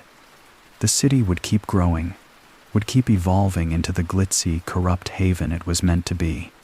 And while Bugsy was gone, the legend of his rise and fall would continue to haunt the streets, lingering in the neon glow of the strip long after the lights went out. The Mafia's response to Bugsy Siegel's murder was swift, calculated, and deliberate. The hit had been planned with precision, carried out by enforcers who operated with the efficiency of a well-oiled machine. The message was clear. Bugsy's lavish lifestyle, his reckless spending, and his inability to deliver on the promises he made had earned him a one-way ticket to oblivion. The mob, ever the pragmatists, understood the cost of failure, especially when it came to an operation as high-profile as Siegel's venture in Las Vegas. The men who carried out the hit were not widely known by name, but their actions would reverberate across the underworld. They were professional killers, men who had made careers out of carrying out orders with a cold, unemotional precision. Their loyalty was to the bosses who had sent them, and in the world of organized crime, loyalty was more valuable than friendship. When the word came down that Siegel had become a liability, there was no hesitation in taking action. The details were simple. Take out the target and make it look like just another mob hit. Bugsy's death was designed to send a message not only to him, but to anyone who dared to step too far beyond the bounds of what the Mafia could tolerate. The ripple effect of Siegel's death within the criminal world was immediate and far-reaching. In the higher echelons of the mob, a subtle shift took place. Siegel had been one of the most prominent faces of the operation, a symbol of the possibility of combining organized crime with legitimate business ventures. His sudden disappearance left a void that others were quick to fill, but it also left a trail of questions and unease. The mob, by its very nature, was built on fear and respect, but Siegel had pushed the boundaries of both, and his murder served as a reminder of the fragile line between ambition and destruction. On the streets, rumors swirled. While Siegel's death was largely accepted as the natural consequence of his failings, the method in which it had been carried out sparked a mix of admiration and fear. The enforcers who pulled the trigger were known for their professionalism, but their presence also marked a shift in the power dynamics of the criminal world. In some circles, Siegel's murder was seen as a necessary evil, a way to keep the empire intact. In others, it was viewed as the ultimate betrayal, a testament to how quickly loyalty could be replaced with pragmatism. For those who had been close to Siegel, his death was a wake-up call. The Mafia had no room for weakness or failure. Bugsy had been a rising star in the criminal underworld, but even his charm and ambition could not shield him from the cold calculus of mob politics. His death was both a tragedy and a cautionary tale, one that reminded everyone in the game that even the brightest lights could be extinguished in an instant. The Mafia moved on, but the echoes of Siegel's life and death would continue to resonate throughout the underworld for years to come. Siegel's murder left a noticeable scar on the Flamingo, the casino that had been his dream, his obsession, and, ultimately, his undoing. His death sent ripples through the operations of the casino, shaking the foundations of the empire he had worked so hard to build. Those who had been closest to Bugsy, his partners, his associates, and his crew were now faced with the challenge of either continuing his vision or allowing it to fade into the shadows of his violent demise. After Siegel's death, the Mafia stepped in quickly to fill the void left by his absence. The reins of the Flamingo were handed over to those who had less flair for the dramatic, but an equal, if not greater, understanding of the financial landscape. Mo Sedway, an experienced operator within the mob, was one of the men who took control. Sedway, a far more reserved figure than Siegel, worked with a steady hand to stabilize the casino's finances. The gamble Siegel had taken, transforming a remote desert casino into a lavish oasis, had always been a risky endeavor. Yet, under new management, the Flamingo began to see a slow but noticeable shift in direction. The mob's approach to the Flamingo was more business-minded and methodical. The lavish indulgences that Siegel had so eagerly poured into the casino's glitzy facade were reeled in. While Siegel had wanted the Flamingo to represent his grand vision of excess and extravagant, glamorous escape for the rich and famous, the new management understood that what worked best in Las Vegas wasn't always the flashiest displays of opulence, but rather the more discreet, sustainable profits that came with steady operations. While some of Siegel's extravagance remained, the Flamingo took on a more subdued character, more aligned with the Mafia's usual methods. However, the spirit of Siegel's original vision never fully disappeared. Despite the adjustments made by Sedway and the mob, the Flamingo remained an iconic symbol of what Siegel had wanted for Las Vegas: luxury, wealth, and the promise of unbridled excess. It wasn't just a casino. It was the seed of Sin City, the blueprint for the many resorts and gambling houses that would follow in the coming decades. The Flamingo's survival and its eventual success under new management proved that Siegel's vision had not been entirely misplaced, despite his death. In the aftermath of Siegel's murder, the Flamingo became the focal point of a new phase for the Mafia in Las Vegas. They had inherited a valuable asset, but the true question was whether they could enhance or corrupt the dream Siegel had fought to create. In the end, they didn't so much as tarnish the vision as they stripped away the reckless abandon that had defined Siegel. The Flamingo endured, and while Siegel's hand could no longer guide it, his dream was alive and well, albeit in a quieter, more controlled form. It was the beginning of Las Vegas's transformation from a wild, chaotic venture into a polished, global empire of glitz and glamour. The Flamingo was the first of many, and in the years that followed, it would remain a testament to Siegel's original gamble. Las Vegas, though shaken by Bugsy Siegel's violent death, soon began to bloom in ways no one could have fully anticipated. The Mafia, with its vast network and ruthless efficiency, understood that Siegel's death was merely a roadblock in the larger vision they had for the city. Siegel's vision for the Flamingo, though tainted by the manner of his demise, became the foundation upon which the city would be transformed into the glittering gambling capital of the world. With the initial hurdles of Siegel's flamboyant risk-taking out of the way, the mob saw opportunity. The Flamingo, under the careful management of Siegel's old partners, became a symbol not only of his vision, but of the Mafia's savvy ability to capitalize on what worked.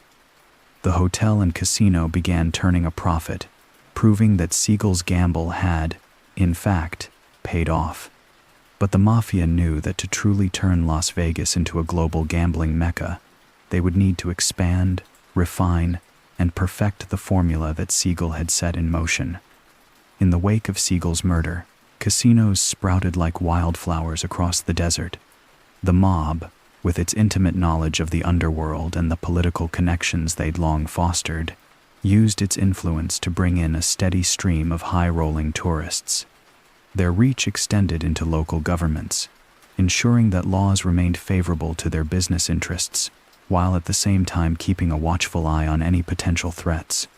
Hotels and casinos were soon owned by some of the biggest names in organized crime, each taking their turn building on Siegel's model. But the true magic of the transformation lay in the culture that began to flourish. The lavish shows, the high-stakes poker tables, the dazzling lights. These were no longer just the trappings of a single man's dream. They became the heartbeat of Las Vegas itself. Siegel's initial vision, a place of decadence and luxury, was now the city's identity. While Siegel had always seen Las Vegas as his kingdom of excess, the mafia adapted it into something more refined, more controlled, yet equally indulgent. Las Vegas became a place where fortunes could be won and lost in a night, and where the world's wealthiest came to play and forget their worries. Even with the mafia's iron grip, Las Vegas began to evolve, its appeal extending beyond the mafia's core to include celebrities, tourists, and even legitimate businessmen. The Strip, once a barren stretch of desert, now gleamed with opulence.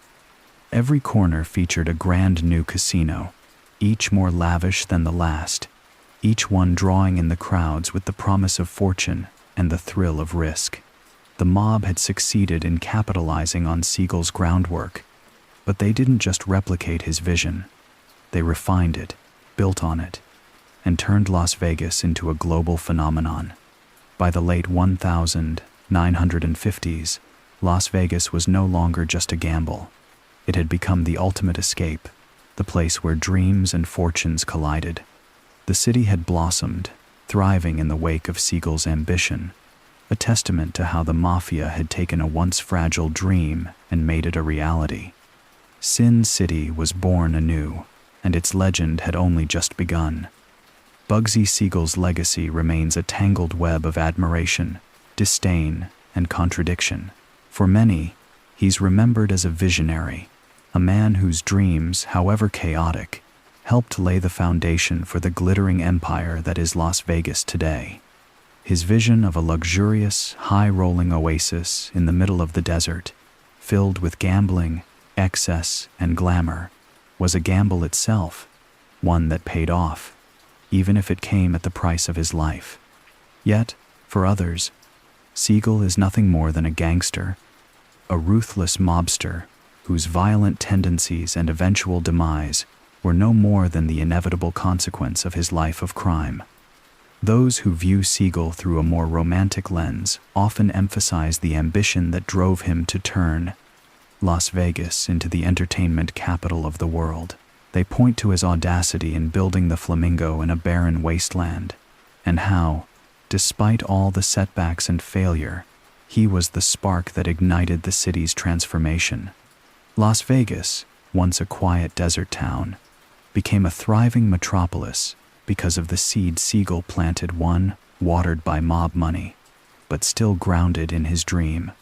The extravagant casinos, the neon lights, the stars who would perform on the Strip, all of this can be traced back to Siegel's vision. Without him, they argue, the city would have remained a sleepy desert stop.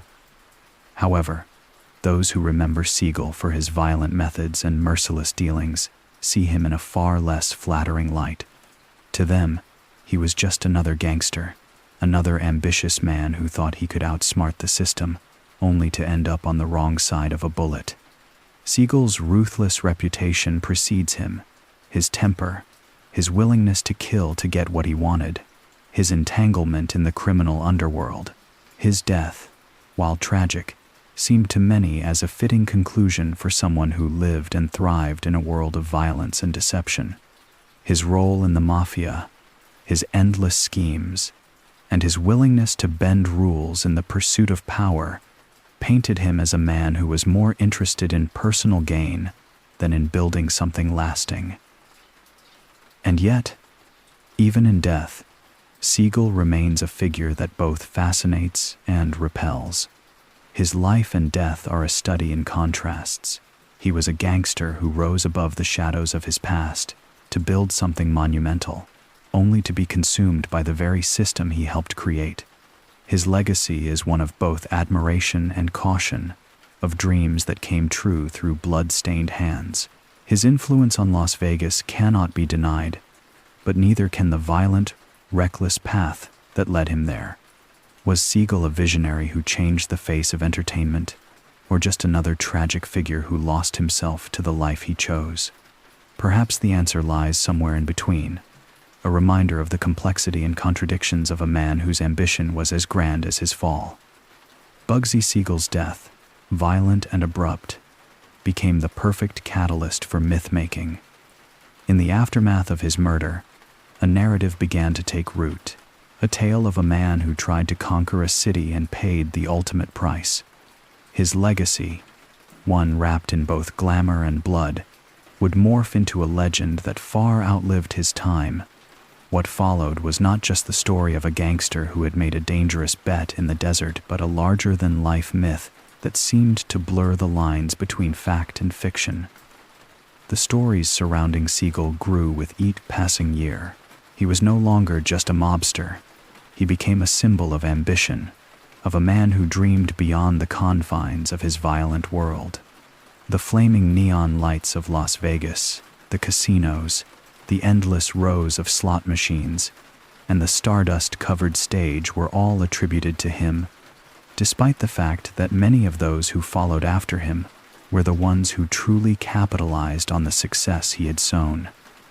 The Flamingo, where his dreams were born and died, became a focal point in his legend, a place that epitomized both his grand vision and the destructive power of his mob connections. But there was more to the myth of Bugsy Siegel than the bright lights and high-stakes games of Vegas. The mystery of his murder only added fuel to the fire. Many whispered about the reasons behind his death. Was it retribution for his financial mismanagement?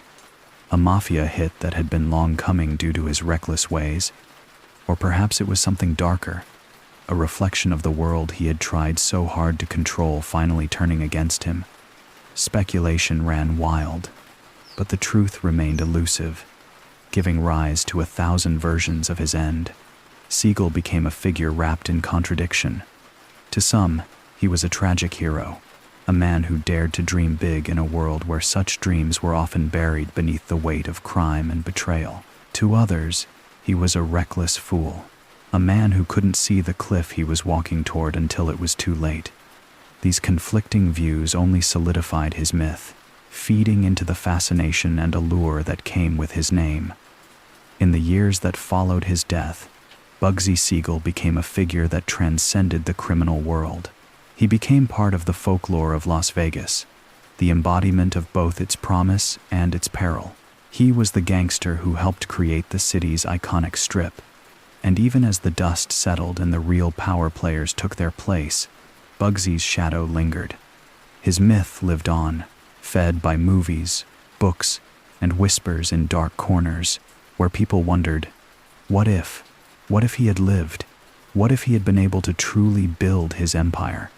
And so, Bugsy Siegel's death turned him into something more, an idea, a myth, a symbol of what could have been and what would forever remain just out of reach. Even after Bugsy Siegel's death, the mafia's grip on Las Vegas remained unwavering. While his vision had sparked the city's rise, it was the mafia's long-established networks and ruthless tactics that truly solidified the city's place as the gambling capital of the world. Siegel may have been the face, the dreamer, but it was the men who followed him, who worked quietly in the shadows, who ensured that his ideas would continue to flourish, albeit in a different, more controlled form. The influence of the mafia permeated every inch of Las Vegas, from the glittering casinos to the dimly lit back rooms where the real deals were made. The very foundation Siegel had set his gamble on the Flamingo had opened the floodgates, but it was the ruthless efficiency of the men behind him, the syndicates that took over after his fall, that cemented Vegas as a haven for organized crime. The mafia learned from Siegel's mistakes where he had been flamboyant and reckless. They became careful, calculating. They expanded not only into the gambling world but into other lucrative industries, the hotels, the construction businesses, and the unions that ran the workers who built the city. Siegel had pushed the boundaries, and in his wake, a new order rose, one that carried his ambition but tempered it with experience. The mafia's hold on the casinos tightened, operating in the shadows where public faces like those of Howard Hughes, a legitimate billionaire, or the glittering showgirls of the Strip took center stage. But the criminal operations were always running beneath the surface, controlling everything from the flow of money to the players who called the shots. The city had become a place of dual realities. On one side, the glitzy, glamorous life of luxury and entertainment, and on the other, the dangerous, ever-present force of organized crime that kept it all turning. The mob's influence extended far beyond the walls of the casinos. They had their hands in everything: labor unions, the construction of new hotels, the very land upon which the Strip sat. These men weren't just gamblers. They were business tycoons, political power brokers, and puppet masters pulling the strings behind the scenes. Even the FBI, who had tried relentlessly to infiltrate and dismantle the mafia's empire, could never quite get a firm grip on the situation. The mob had grown too entrenched in the city's bloodline to be easily uprooted. Siegel's murder had made him a martyr in the eyes of many, but the mafia's legacy lived on, and their shadow stretched far and wide over the neon-lit streets of Las Vegas. The city had been born out of crime, and it would continue to grow, built upon the back of the very underworld Siegel had helped to create. Even after his death, Las Vegas was a reflection of him in some ways, the place he envisioned, the place he died for, a monument to a gangster's dream that was never truly his alone. After Bugsy Siegel's death, Virginia Hill found herself caught in the swirling tides of both power and scandal, her connection to the mob becoming inextricably tied to his legacy. She was more than just a woman in his life. She was a fixture in the intricate, often perilous dance between the mafia's dealings and the fortune that flowed through Las Vegas. Hill, with her sharp mind and undeniable presence, had already played a key role in Siegel's empire, often moving in spaces where the lines between love and business blurred into a singular, dangerous pursuit.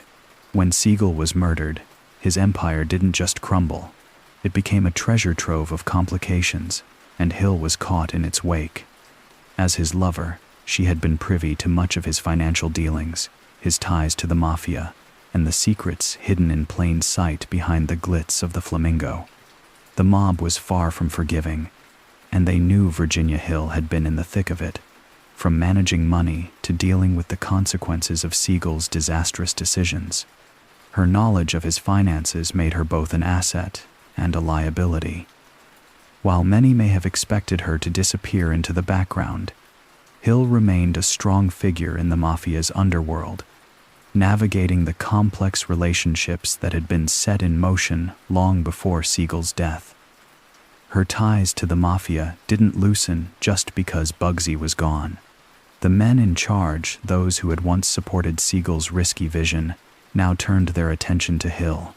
She became a keeper of secrets, a woman who knew too much to be ignored. It was whispered that she had a hand in managing some of the money that flowed out of the casino's profits, a silent partner in the shadows of the mafia's wealth. Her association with the mob, however, wasn't just about finances.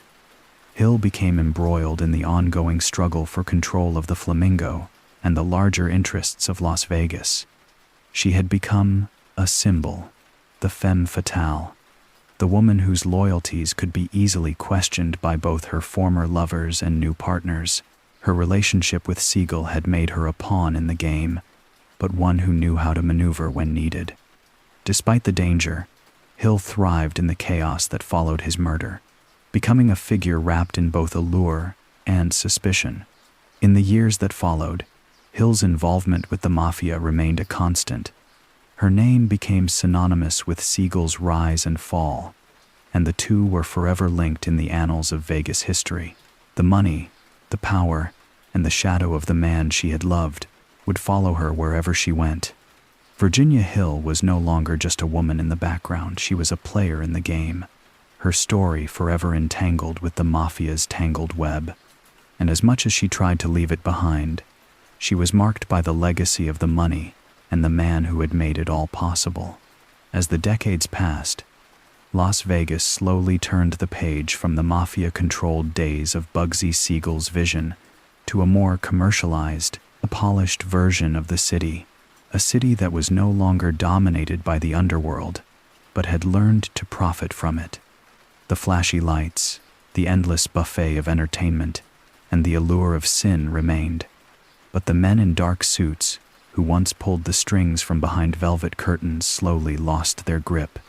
The city evolved, growing into something far larger than the handful of casinos that had once flourished under mob influence. It was impossible to ignore the mark Siegel had left on Vegas, but as time wore on, the days of high-stakes, blood-soaked dealings began to fade. The city that had been built on the backs of mobsters now found itself in the midst of a transformation. The mob no longer held the reins as firmly as it had in the 1940s and 50s. Corporate interests, led by powerful figures outside the criminal world, began to edge in, purchasing and managing casinos with far more stability and less risk. They recognized that the mafia's control was not just outdated, but dangerous. Investors, eager to capitalize on the city's growing reputation, brought legitimacy to the Strip, paving the way for larger, glossier properties that could withstand the pressure of public scrutiny. The federal government's pressure on organized crime also played a significant role in shifting the city's power dynamics. The FBI, armed with increased resources and an unrelenting focus on the mafia, began to dismantle the intricate network that had once been the backbone of the Vegas underworld. Law enforcement crackdowns, along with the increase in corporate funding and the shifting social climate, eroded the mob's influence in the city. The mob was no longer an untouchable force. Their hold on casinos weakened with each passing year. Despite the mafia's fading grip, the essence of Vegas remained. The glitz, the glamour, and the sense of abandon that Siegel had so desperately sought to create remained at the core of the city's identity. But it was a new kind of Vegas, one that was cleaner, more controlled, and more appealing to tourists who were coming for the show, not the danger. The streets that had once echoed with the whispers of mob deals now hummed with the sounds of slot machines and showgirls, not mobsters in smoke-filled backrooms.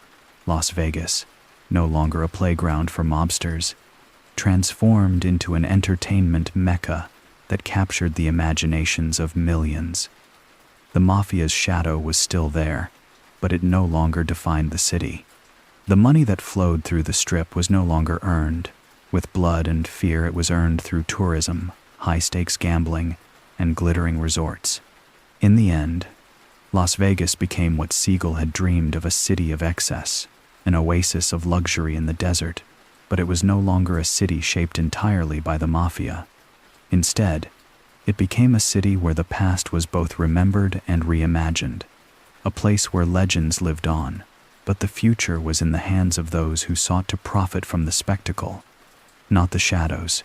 As the 1960s unfolded, the FBI found itself in an all-out battle against organized crime, a war that had roots deep in the shadows of the 1940s and 50s during the days of Bugsy Siegel and the mafia's tight grip on Las Vegas.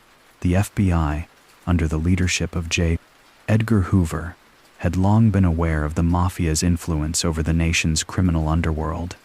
But it wasn't until Siegel's death and the mafia's growing reach that the Bureau turned its attention with greater ferocity.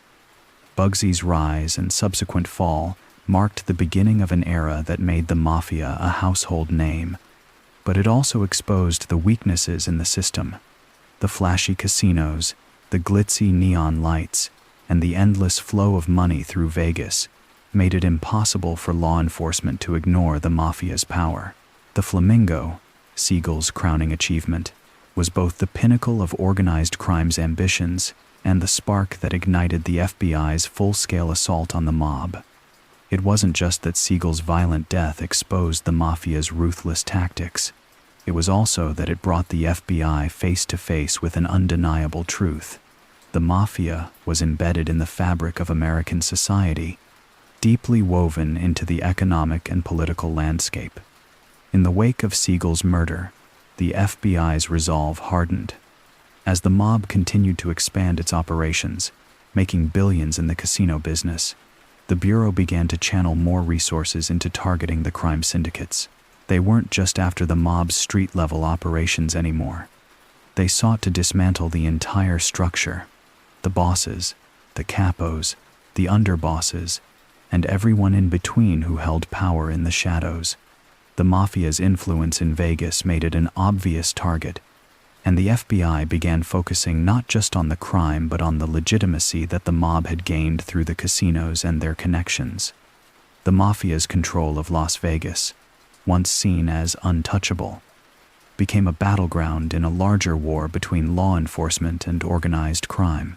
While men like Siegel had built their empires on fear and corruption, they had inadvertently drawn the FBI into a much larger and more aggressive campaign against the mob. The government's efforts to crack down on illegal activities in Vegas led to a cascade of investigations that would ultimately result in the dismantling of mob-run casinos and the shattering of their influence across the country.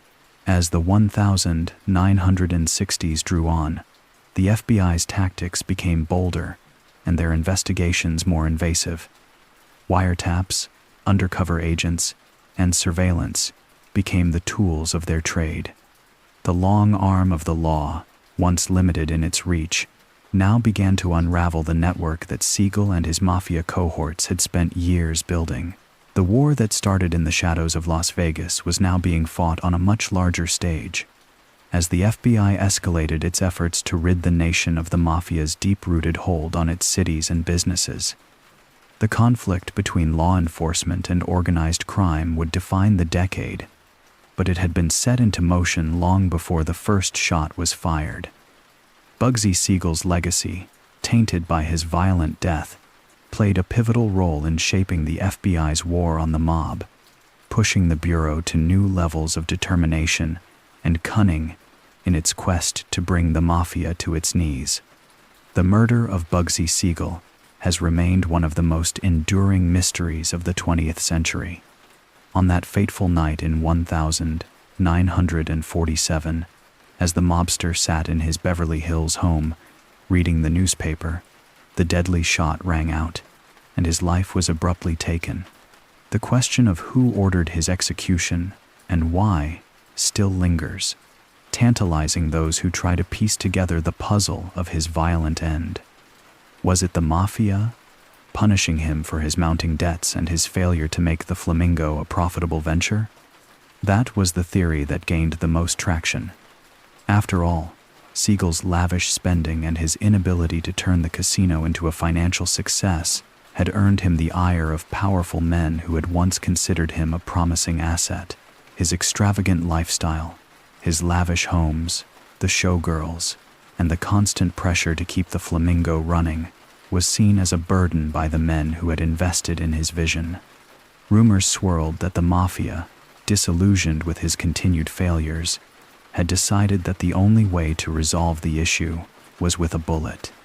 Some pointed to the fact that Siegel was killed with a single shot to the head, a style of execution that was often associated with the mafia's meticulous methods. Yet, there were other whispers that suggested a more personal motive behind his murder. While Siegel was certainly enmeshed in the criminal world, his relationships with various figures, especially Virginia Hill, raised suspicions. Hill, Siegel's longtime lover, was rumored to have been involved in the illicit financial activities that funded much of his operations, and there were questions surrounding her connections to both the mob and her own murky dealings. Some suggested that Siegel's relationship with Hill, one that was complicated and possibly fraught with jealousy and betrayal, could have played a significant role in his death. Was it a lover's quarrel gone wrong, or a vendetta fueled by personal grievances that went too far? Then, there were those who speculated that Siegel's murder could have been the result of forces beyond the mafia itself. Could it have been law enforcement, or even a rival gang, taking matters into their own hands? The mafia was notoriously well protected, and to think that a government agency or an outside criminal group was responsible only added another layer to the web of intrigue surrounding his murder. The lack of definitive evidence, the absence of any clear confession, and the reluctance of witnesses to come forward only heightened the mystery. Over the years, theories have been proposed and quickly dismissed, yet the truth remains elusive. As time passed, the circumstances surrounding Bugsy Siegel's murder became enshrined in the shadows of speculation. For every answer, another question arises, and for every new lead, there's a dead end. The unanswered questions fuel the intrigue surrounding Siegel's death, cementing his place in history not just as a gangster, but as a figure whose life and death continue to provoke fascination and debate. The unanswered mystery remains a legacy in itself, and for those who continue to investigate his life, the truth seems as elusive as the man himself. Bugsy Siegel's legacy in Las Vegas is woven into the very fabric of the city, from its glittering skyline to its neon-lit streets, brimming with glitz, glamour, and a touch of danger. Though his life was short and his death violent, his dream of transforming a barren desert into a sprawling oasis of excess has left a lasting imprint on what Las Vegas represents today. It is impossible to think of modern-day Las Vegas without acknowledging Siegel's role in shaping the city's trajectory. His vision for a luxurious gambling hub, an escape for the rich and powerful, was ahead of its time. The Flamingo, his dream realized against the odds, was not merely a casino but an emblem of what the city would become. While the casino was initially a financial failure, it laid the groundwork for what would become the entertainment capital of the world. The idea of marrying luxury with vice, offering entertainment in every form and excess in every corner, was Siegel's gift to the city. After Siegel's death, others took up his mantle, but his influence remained undeniable. The mafia may have taken over the Flamingo and several other casinos in the wake of his murder, but the concept of Las Vegas as a city built on risk, fortune, and spectacle had already been birthed. The casinos that sprouted in the following decades, the Sands, the Riviera, and the Stardust, built upon Siegel's dream, turning the desert into a glittering mecca. Each of these places, with their extravagant shows, endless rows of slot machines, and glitzy hotels, spoke to Siegel's belief that nothing was impossible in Vegas. Today, the legacy of his vision is felt in the sprawling resorts, the constant growth, and the relentless pursuit of bigger, flashier experiences. The city's unyielding drive to entertain, to dazzle, and to captivate visitors is a testament to Siegel's foresight. Las Vegas isn't just about gambling anymore. It's about the full experience, luxury, theater, dining, and nightlife. In many ways, Siegel's blueprint laid the foundation for what we now see as the modern Las Vegas Strip, a place where anything can happen and anything is for sale. While his death may have marked the end of one era, it sparked the beginning of another. The mafia's grip on Las Vegas slowly faded, but the industry that Siegel helped establish continued to thrive, evolving into a multi-billion-dollar empire. The idea that Siegel started, that a city could be built on the hope of winning and the allure of vice, has become the heartbeat of Las Vegas. Though he died young, Siegel's influence endures in every corner of the city. His vision gave birth to a place where fortune and failure coexist, a city that thrives on its contradictions and welcomes those with big dreams and even bigger wallets. Las Vegas, as we know it today, is the product of a dream that began with a mobster's vision and the dangerous, glamorous world he built. The decline of the mafia's grip on Las Vegas was a slow, inevitable process, a transition marked by the rise of corporate power and the fall of the old ways. In the decades following Bugsy Siegel's death, the city that he helped mold into a gambling paradise underwent a massive transformation. The once firmly held reins of organized crime slowly loosened, and the glittering neon signs that once symbolized the mafia's dominance began to shine with the power of corporate empires instead. In the 1970s and 1980s, Las Vegas was no longer just a haven for mobsters looking to make their fortunes in the casino business. The city began attracting legitimate investors, eager to tap into the vast potential of the burgeoning tourism and entertainment industries. Corporations with deep pockets, professional management teams, and sleek new ideas replaced the rowdy, unrefined operations of the mafia. The old guard, with their shady dealings and violent power plays, simply couldn't compete with the efficiency and financial backing of corporate giants. The mafia's decline was not sudden. The mob still held sway over the Strip for years, but their control began to unravel when the federal government began tightening its grip. Law enforcement agencies, particularly the FBI, had made substantial strides in infiltrating organized crime networks, chipping away at the mafia's once unbreakable hold on Las Vegas. As technology and surveillance improved, it became harder for the mafia to operate without attracting unwanted attention. High-profile figures were arrested, their businesses seized, and their power waned.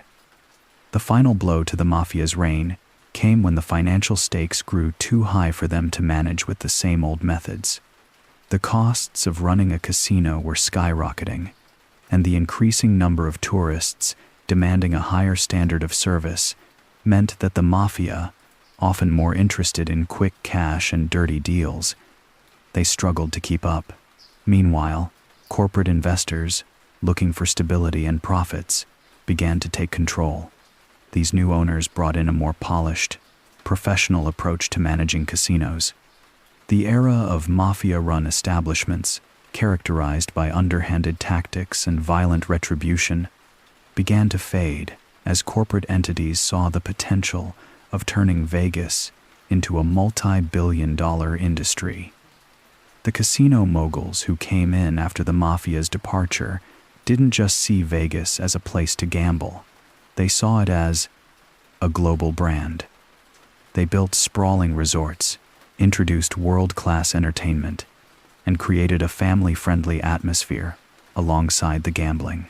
Corporate sponsors flooded in, and soon, the money that had once flowed into the pockets of the mob was being funneled into the accounts of stockholders and corporate executives. The shift in power from the mafia to the corporate world was complete. In the end, the mafia's loss of control over Las Vegas was a reflection of a larger shift in American culture and economy. What had once been a city founded on risk, organized crime, and secrecy became a symbol of capitalism and legitimate business. Las Vegas, though still steeped in its dark history, was now a polished diamond, drawing in tourists from around the world, eager to spend money, not fear. The mafia was a ghost in the wind, their influence in the city nothing more than a memory, replaced by the undeniable presence of corporate America. As the years passed, Bugsy Siegel's story transformed from that of a notorious gangster to an iconic piece of Hollywood lore. The man who had once been a feared figure in both the underworld and the streets of Las Vegas was now the subject of films, documentaries, and television series that glamorized his life, turning him into a larger-than-life character in the public imagination. Hollywood, with its ever-growing appetite for true crime and the stories of the morally complex, saw in Siegel the perfect figure for their next narrative masterpiece. Siegel's life and death had all the ingredients for a compelling story. His rise from the gritty streets of Brooklyn to the glittering lights of Las Vegas, his vision of turning a barren desert into a gambling mecca, and his tragic and violent end. These were the elements that Hollywood could not resist. Films began to be made about him, each one offering a slightly different portrayal of the man. Some leaned into the glamorous elements, focusing on his role as the man who built Sin City, while others zeroed in on the darker, more ruthless aspects of his character. Through the lens of the film industry, Siegel became both a hero and a villain, a visionary and a monster, depending on which angle the storyteller chose to highlight. The 1991 film, Bugsy, starring Warren Beatty as Siegel, became perhaps the most famous attempt to bring Siegel's life to the big screen. With its lush cinematography and dramatic flair, Bugsy depicted the rise and fall of the mobster, blending fact with fiction. The film's portrayal of Siegel as a romantic, ambitious figure with a violent streak captured the public's fascination. His relationship with Virginia Hill, played by Annette Bening, was dramatized into a central love story, one that captured the tension between his dream for Las Vegas and the personal sacrifices that came with it. The film offered a glimpse into his world of power, glamour, and inevitable tragedy, leaving audiences enthralled by his audacity and his ultimate downfall. Alongside Bugsy, numerous documentaries and television series explored his life and legacy, each one adding layers to the mythos surrounding Siegel. These documentaries often focused on the historical impact of his work in Las Vegas, shedding light on how his vision helped shape the modern casino industry, while also delving into the mystery surrounding his murder. For the public, Siegel's life became a series of contradictions. He was both the architect of modern Vegas and a ruthless killer, a man whose personal ambition led him to the edge of destruction. In this way, Hollywood did what it does best. It turned a real-life gangster into an enduring cultural icon. The line between the man and the myth blurred over time, as his story was retold and reshaped to fit the dramatic arc of film and television. The legacy of Bugsy Siegel was no longer just about the casinos, the mob, or his murder. It had become a mythic tale of ambition, betrayal, and the inevitable fall of a king, immortalized on the screen for generations to come. Behind the legend of Bugsy Siegel lies a man shaped by the harshness of his early life, driven by a mix of ambition, desperation, and the survival instinct honed on the streets of Brooklyn. Benjamin Bugsy Siegel wasn't born into a world of luxury or privilege.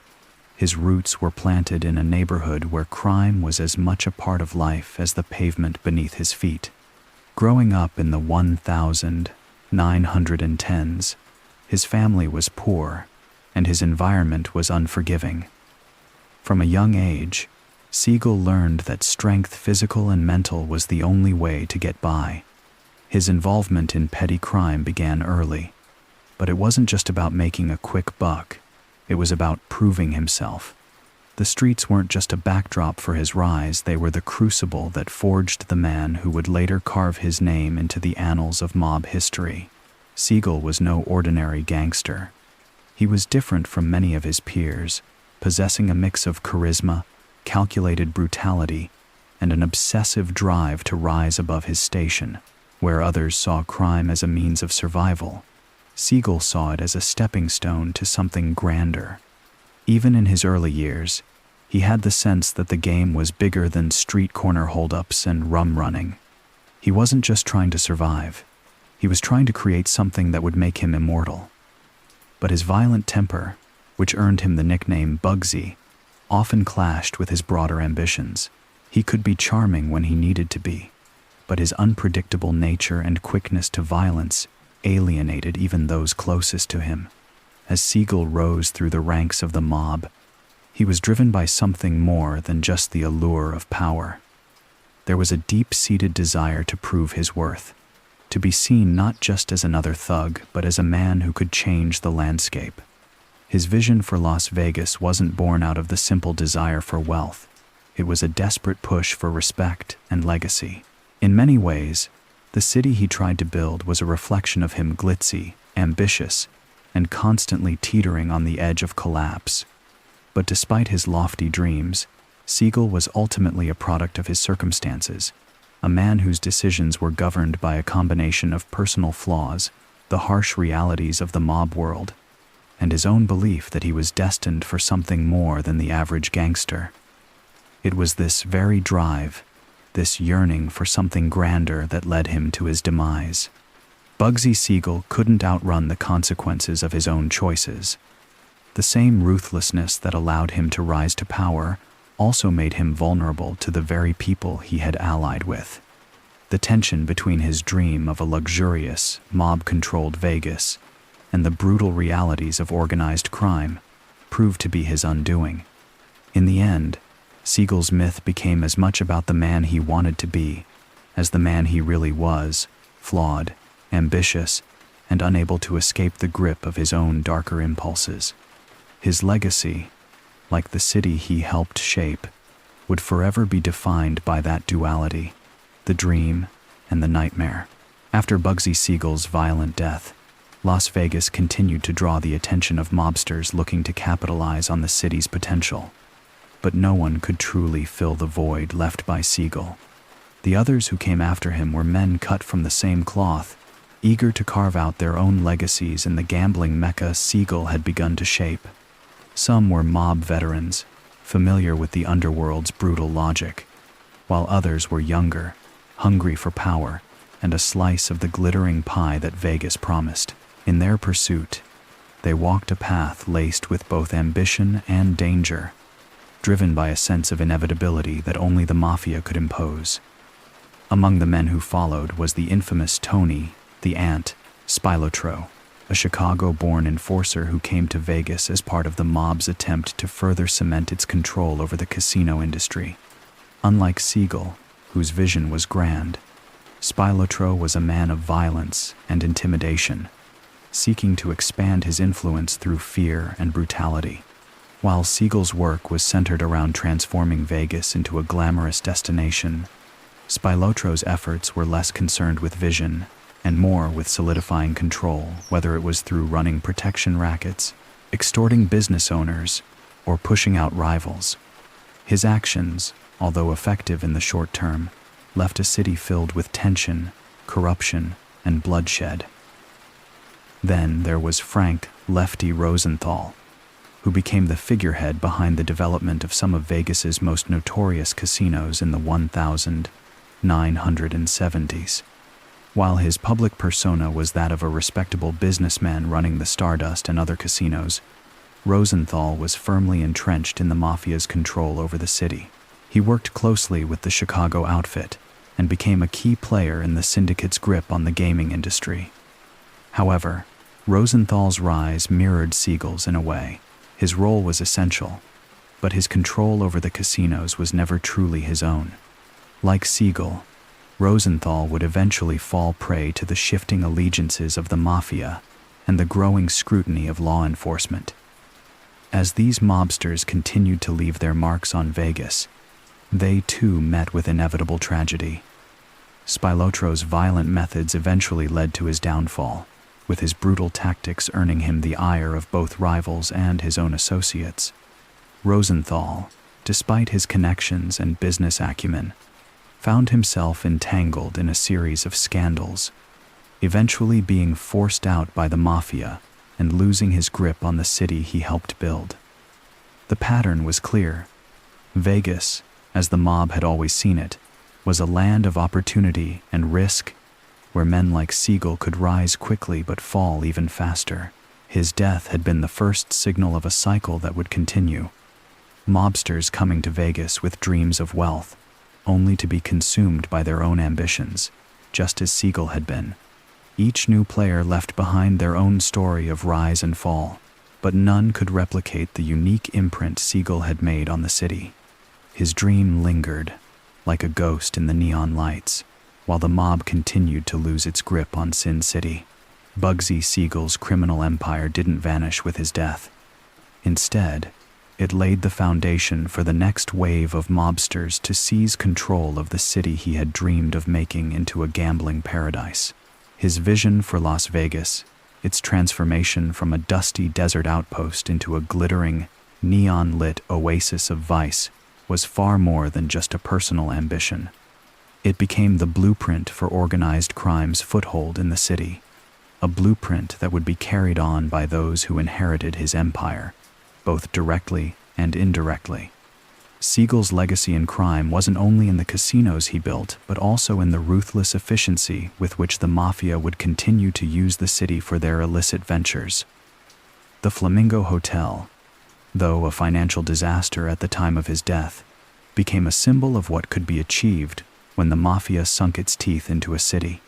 His work in securing a foothold in Las Vegas would be carried on by men like Meyer Lansky and other Mafia figures who took advantage of the casino's lucrative power and influence.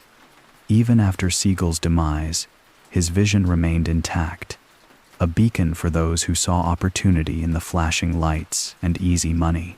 The Mafia would continue to take advantage of the sprawling gambling industry Siegel had started, and Las Vegas became the perfect ground for their operations.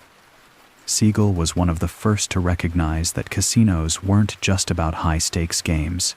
They were a front for money laundering, racketeering, and other underworld activities. His actions set the stage for others to refine the model. The mob's infiltration into the Vegas Strip wasn't just about gambling, but about control, protection rackets, and a complex system of payouts and deals that kept the casinos under mafia control. As the years went on, the mafia became more entrenched in the city, not only owning casinos but also controlling the flow of cash and ensuring that the power structure remained hidden behind the curtains of the neon lights. The other mobsters who followed Siegel learned from both his successes and failures. While Siegel had been bold in his vision, his overconfidence and reckless spending had led to his downfall. The new generation of mobsters, however, took note and refined the approach. They understood that control of the city meant more than just owning the flashy buildings. It meant controlling everything behind the scenes. The lessons Siegel taught them about managing the balance between legitimacy and crime were now a part of the mafia's DNA in Las Vegas. And so, Siegel's criminal empire didn't die with him, it evolved. His blueprint for organized crime in Las Vegas remained a roadmap that others followed, one that mixed the allure of gambling with the darkness of the mafia's underbelly. Though his life was cut short, Bugsy Siegel's impact on the city he helped build continued to ripple through its history, shaping the mob's operations for decades to come. Las Vegas, the city that once lay barren in the middle of the desert, has evolved into an international symbol of excess, entertainment, and indulgence. And as it grew, so too did the mythology surrounding it. At the heart of this myth is the story of Bugsy Siegel, the gangster whose dream of a lavish gambling haven forever changed the city's landscape. But just as the city was built on a bedrock of sand and ambition, so too was its legend formed from equal parts truth, rumor, and embellishment. Siegel became a key figure in that legend, his role in the city's creation woven into the fabric of its identity, transforming him from a man to a myth, a symbol of what Las Vegas was and what it was always meant to represent. The image of Bugsy Siegel as the man who saw potential in the desert and turned it into a glittering oasis has become nearly as iconic as the neon lights that flash above the Vegas Strip. His contributions to the Flamingo and the groundwork he laid for the casino industry are often overshadowed by the larger-than-life persona that Hollywood and popular culture have built around him. The facts of his violent, complicated life often blur into the myth of Siegel as a visionary gangster, a man who didn't just play the game of organized crime but reinvented it, helping to create a new kind of modern American myth, the gangster-turned-kingmaker. Siegel's connection to Las Vegas has grown beyond his actual involvement in the city's early years. Hollywood has romanticized his story, feeding into the glamour and allure of the city, while also casting him as a tragic figure, someone who reached for greatness only to be consumed by the very empire he built. Movies, documentaries, and TV shows have painted Siegel as the face of old-school gangster charm and ambition, while ignoring or minimizing the bloodshed and brutality that accompanied it. He became the perfect villain in the Grand Vegas tale, a flawed anti-hero whose rise and fall represented the American dream gone wrong. But the myth of Siegel goes beyond the movies. In the bars, on the tours, and in the conversations of those who visit Vegas, his name is spoken with reverence, a nod to a bygone era. The gangster legend is an integral part of Las Vegas's charm. It's what gives the city its edge, its grit, its connection to the darker side of history. The Flamingo, now a symbol of glitz and glamour, still carries with it a trace of Siegel's presence, a nod to the days when mobsters ruled the Strip. His name is whispered in the shadows of casino floors, where fortunes are won and lost, and his spirit lingers in the stories told over drinks at the bar. In this modern age of corporate ownership and sanitized luxury, the Las Vegas of Siegel's time seems distant, yet his myth persists, embedded in the soul of the city. He may have been just one man among many in the mafia, but the city he helped build remains a monument to his dream, and in the ever-growing legend of Las Vegas, Bugsy Siegel is, and always will be, a central character. The mafia's influence on Las Vegas transcended far beyond the gritty backrooms and underworld dealings of the casinos. It seeped into the fabric of American pop culture, where the city's rise as a gambling mecca and the mob's role in it were immortalized in film, television, and books. Las Vegas, as envisioned by Siegel, became not just a place but an enduring symbol of excess, risk, and the blurred line between law and lawlessness. Movies like Casino and Goodfellas became the storytelling vessels that carried this mythos into the public consciousness, drawing millions into the world that Siegel helped create. In Casino, Martin Scorsese masterfully brings the chaos of Las Vegas to life, painting a portrait of the 1970s and 1980s that owes its roots to the mobsters who laid the groundwork decades earlier. While the film's narrative centers on the characters of Ace Rothstein and Nicky Santoro, their rise and fall echo Siegel's story, his vision for the Flamingo, the tensions that came with it, and the ultimate price paid for trying to play by his own rules. Though Siegel himself isn't the central character, his shadow looms large, as the very world of organized crime depicted in the film owes much to the early days when mobsters like Siegel first saw the potential of Las Vegas. The movie embodies the glamour and violence that defined the city during its mafia-dominated years, where fortunes were made and lives shattered in the blink of an eye. Similarly, Goodfellas, another of Scorsese's masterpieces, gives a deeper look into the psyche of mobsters and the consequences of living in the criminal underworld. Though it focuses on a different chapter of organized crime, its exploration of betrayal, loyalty, and greed mirrors the very essence of Siegel's story. The line between the allure of the high life and the blood-soaked reality of it is drawn with every frame. While Siegel's name doesn't appear in the film, his legacy is undeniably present. The world depicted in Goodfellas is the same world that Siegel helped shape, a world where the line between the mobster and the businessman blurred, where gambling became more than just a vice, but a carefully orchestrated empire. These films, along with countless others, made the mob and its operations in Las Vegas iconic. Through cinema, the public gained a voyeuristic glimpse into a world that was once hidden from sight, one that was both glamorous and dangerous. Siegel, as the architect of that world, became a symbol of ambition, risk, and inevitable downfall, a man whose vision for a thriving Vegas ultimately led to his tragic end.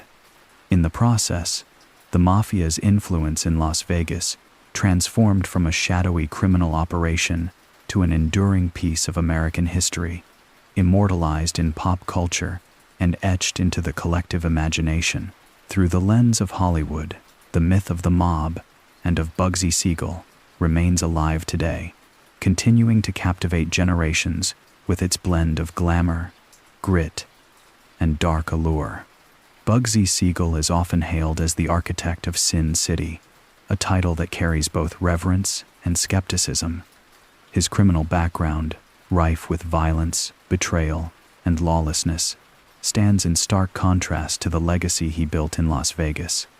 Yet, despite his ties to the underworld, historians and biographers often focus on the singular vision that Siegel had for the city, a vision that transcended his past and shaped the modern Las Vegas we know today. It is the dichotomy of his image, the contrast between the gangster and the innovator, that makes his story so compelling. Siegel's role in the creation of Las Vegas is undeniable. His investment in the Flamingo Hotel and Casino, though initially a financial disaster, laid the groundwork for the city's transformation into the gambling capital of the world.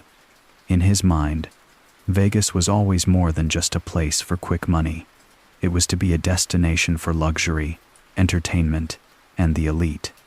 His vision involved bringing the glitz and glamour of Hollywood to the desert, a dream realized through the opulent resorts and casinos that followed.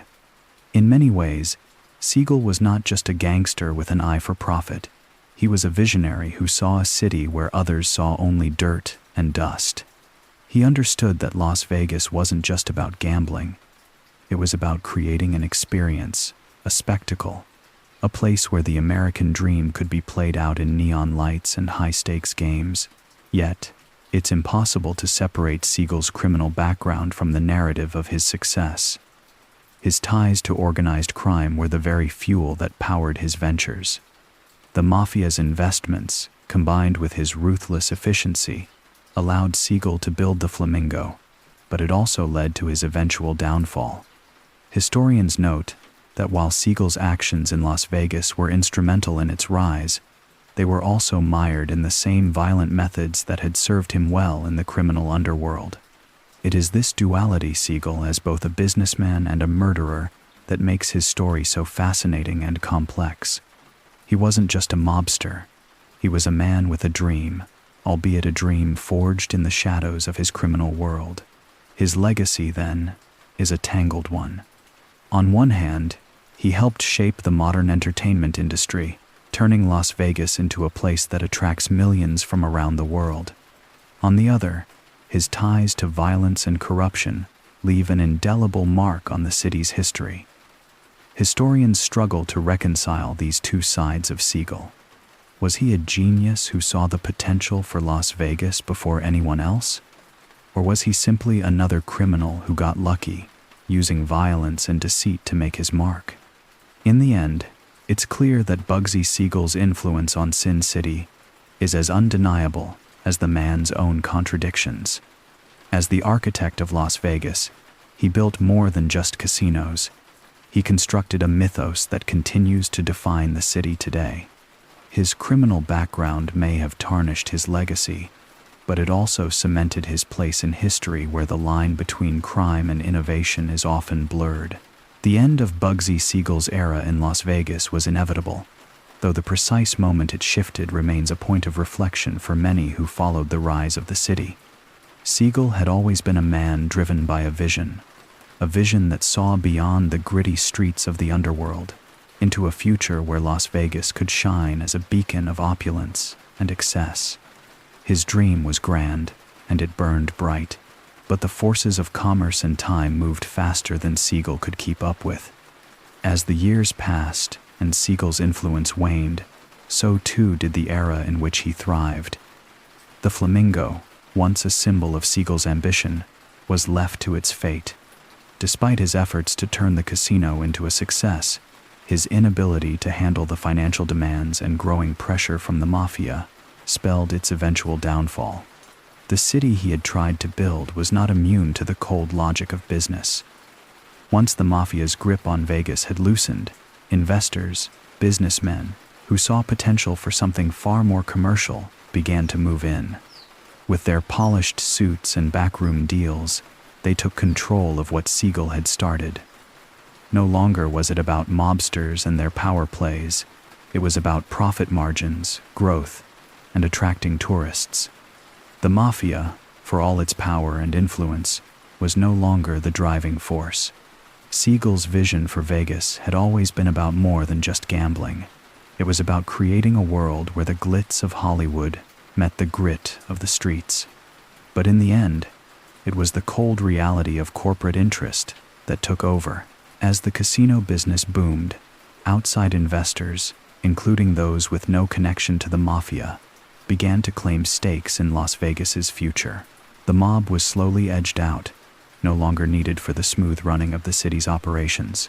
Businessmen with clean hands and ties to Wall Street took over, and the city evolved from the lawless, mafia-run paradise into a sprawling multi-billion-dollar industry. The dream that Bugsy had for Sin City, a dream forged through blood and violence, was eventually hijacked by the polished, impersonal hands of corporate America. Vegas began to shed its rough edges, its shadows, and its mob ties in favor of luxury hotels, entertainment complexes, and a well-maintained image. The city that once thrived on risk was now becoming the epitome of organized leisure. The mafia slowly faded from the scene, their influence diminished, as the business of Las Vegas became a global enterprise. The players who once operated in the back rooms were replaced by men in suits, discussing strategies in boardrooms rather than dimly lit speakeasies. And in the background, the name of Bugsy Siegel, who had laid the foundation for it all, became less of a reality and more of a myth. In the end, Siegel's dream did not die. It simply evolved, becoming something else entirely. His era came to a quiet end, not with the blast of gunfire that had marked so many moments in his life, but with the quiet hum of the city's transformation into a corporate playground. The man who had seen the future was gone, but his vision would continue to shape the city for generations to come, albeit in ways he might never have imagined. The Flamingo Hotel, a place born from Bugsy Siegel's grand vision, carries with it more than the glitzy charm of a bygone era. It holds the weight of ghosts, literal and metaphorical, etched into its very foundations. Those who worked there, who wandered its halls during its early days, still speak of the strange atmosphere that seemed to settle over the hotel like a thick fog. Tales of Bugsy Siegel's presence, long after his death, became part of the hotel's eerie legacy, passed down through whispers and side glances in the dim corners of the casino floor. For years, the Flamingo was both a beacon of luxury and a reminder of the dark world Siegel came from. The early employees of the hotel often recall the palpable sense of tension in the air. Many spoke of seeing shadows moving through the halls, even in the dead of night when the hotel was quiet. Some swore they could feel the presence of a man who was never truly gone. Former workers claimed to have seen figures resembling Siegel himself, pacing the floors, watching over the gaming tables like a silent sentinel. But it wasn't just his figure that haunted the hotel. It was the lingering feeling that the house, like Bugsy, had always been just on the edge of something dangerous, something unknown. The Flamingo's walls, adorned with luxury and the sound of laughter from the casino floor, hid the bloodshed and backroom dealings that had brought it to life. Some of the older staff still remember the feeling of dread that came with the hotel's inception, the heavy toll of the money and the bodies that it took to make it what it was. It wasn't hard for those familiar with the dark undercurrents of the time to feel the weight of it, like a ghost that refused to leave. Even when the lights were on and the music was loud, it wasn't just the staff who felt Siegel's haunting presence. Guests who stayed in the earliest years of the Flamingo were quick to notice an uncanny atmosphere too. Stories from visitors often spoke of unsettling dreams, a sense of being watched, or fleeting glimpses of a man in a suit staring out from the upper floors. The stories grew, fueled by the city's mythology, but they also lingered because they made sense to those who understood the true nature of Las Vegas. It wasn't just a place to gamble. It was a place built on secrets, on deals struck in darkness, and on a legacy that refused to die. Even as the hotel's ownership changed hands over the years, the sense of something unresolved, something unfinished, never truly went away. Siegel's dream, and the violence that surrounded him, had left its mark. The Flamingo became more than a hotel. It became a symbol of Vegas itself, a city where the ghosts of the past never completely disappear. And even now, when the lights of the Strip blaze into the night, the story of Bugsy Siegel and his untimely death echoes softly in the spaces between the stars. His ghost lingers there, quietly watching the city that he once envisioned always just out of reach, yet never quite gone. The transition from mob-run casinos to corporate-controlled operations marked the end of an era in Las Vegas, one that had been heavily shaped by figures like Bugsy Siegel. As the 1970s rolled in, the glittering city of neon lights began to evolve into a much different place than the one Siegel had envisioned, a bustling, glamorous playground of excess. The mafia, once the puppet masters behind the glitzy world of casinos, found themselves increasingly sidelined as the business of entertainment became a high-stakes game of its own, with bigger players emerging from Wall Street and beyond. As the profits soared, so did the competition, and corporate investors began to see Las Vegas not just as a city for high rollers and mobsters, but as a burgeoning tourist destination. A place where families could come to vacation, where business conventions could be held, and where spectacle was no longer limited to the backroom deals and rackets. The controlled chaos of the casino floors, the excitement of the roulette wheels, and the flash of poker chips all began to fall under the control of national corporations that had no ties to organized crime. It was a sea change, one that forever altered the city's landscape. Gone were the days when shady characters like Siegel and his associates quietly skimmed their profits off the top. The new wave of ownership was cleaner, more polished, and far more interested in ensuring that Las Vegas was seen as a legitimate entertainment destination. Corporate ownership brought with it stability, along with the kind of infrastructure and marketing that could take Vegas to the next level. But with this shift came a loss of the raw edge that had made the city so alluring in its early days. The gritty, underground world of mobsters and their influence in the city's rise faded into the background, replaced by multi-million-dollar investments, theme hotels, and luxury shopping. As corporate interest grew, the old mafia influence began to dwindle, unable to compete with the well-funded operations of corporate giants. The mob's control over the casinos was chipped away piece by piece, as new ownership transformed the city into an international brand. Corporate entities began taking over iconic properties, often buying out the once prominent mob-controlled casinos. The hotels and resorts became sprawling complexes, offering not just gambling but world-class entertainment, shopping, and even fine dining. Sin City was reinvented as a family-friendly, albeit still adult-oriented destination, now a magnet for tourists of all walks of life. For the old-timers who had built the city in the shadows, the changes were both a loss and a sign of inevitable progress. The tales of mob influence in the glitzy underbelly of Vegas were replaced with stories of luxury and corporate ambition. It wasn't just about rolling the dice anymore, it was about rolling out the red carpet. And in the end, the mafia that once ruled the Strip had become nothing more than a footnote in the city's ever-evolving story, replaced by the sleek suits of the corporate world, ever hungry for the next big win. The mob had built the city, but it was the corporate world that would ultimately shape its future. The shift of power in Las Vegas, from organized crime to legitimate business moguls, was a quiet revolution, one that took place over decades and redefined the essence of the city. Where mobsters once lurked in the shadows, pulling the strings behind the velvet curtains of casinos and hotels, a new breed of entrepreneur stepped into the spotlight, bringing with them clean money and high-stakes ambition. The days of mob bosses like Bugsy Siegel, who had left their mark with blood and bravado, were fading into the rearview mirror as the Strip blossomed into a world-class destination, far removed from the underworld dealings of its early days.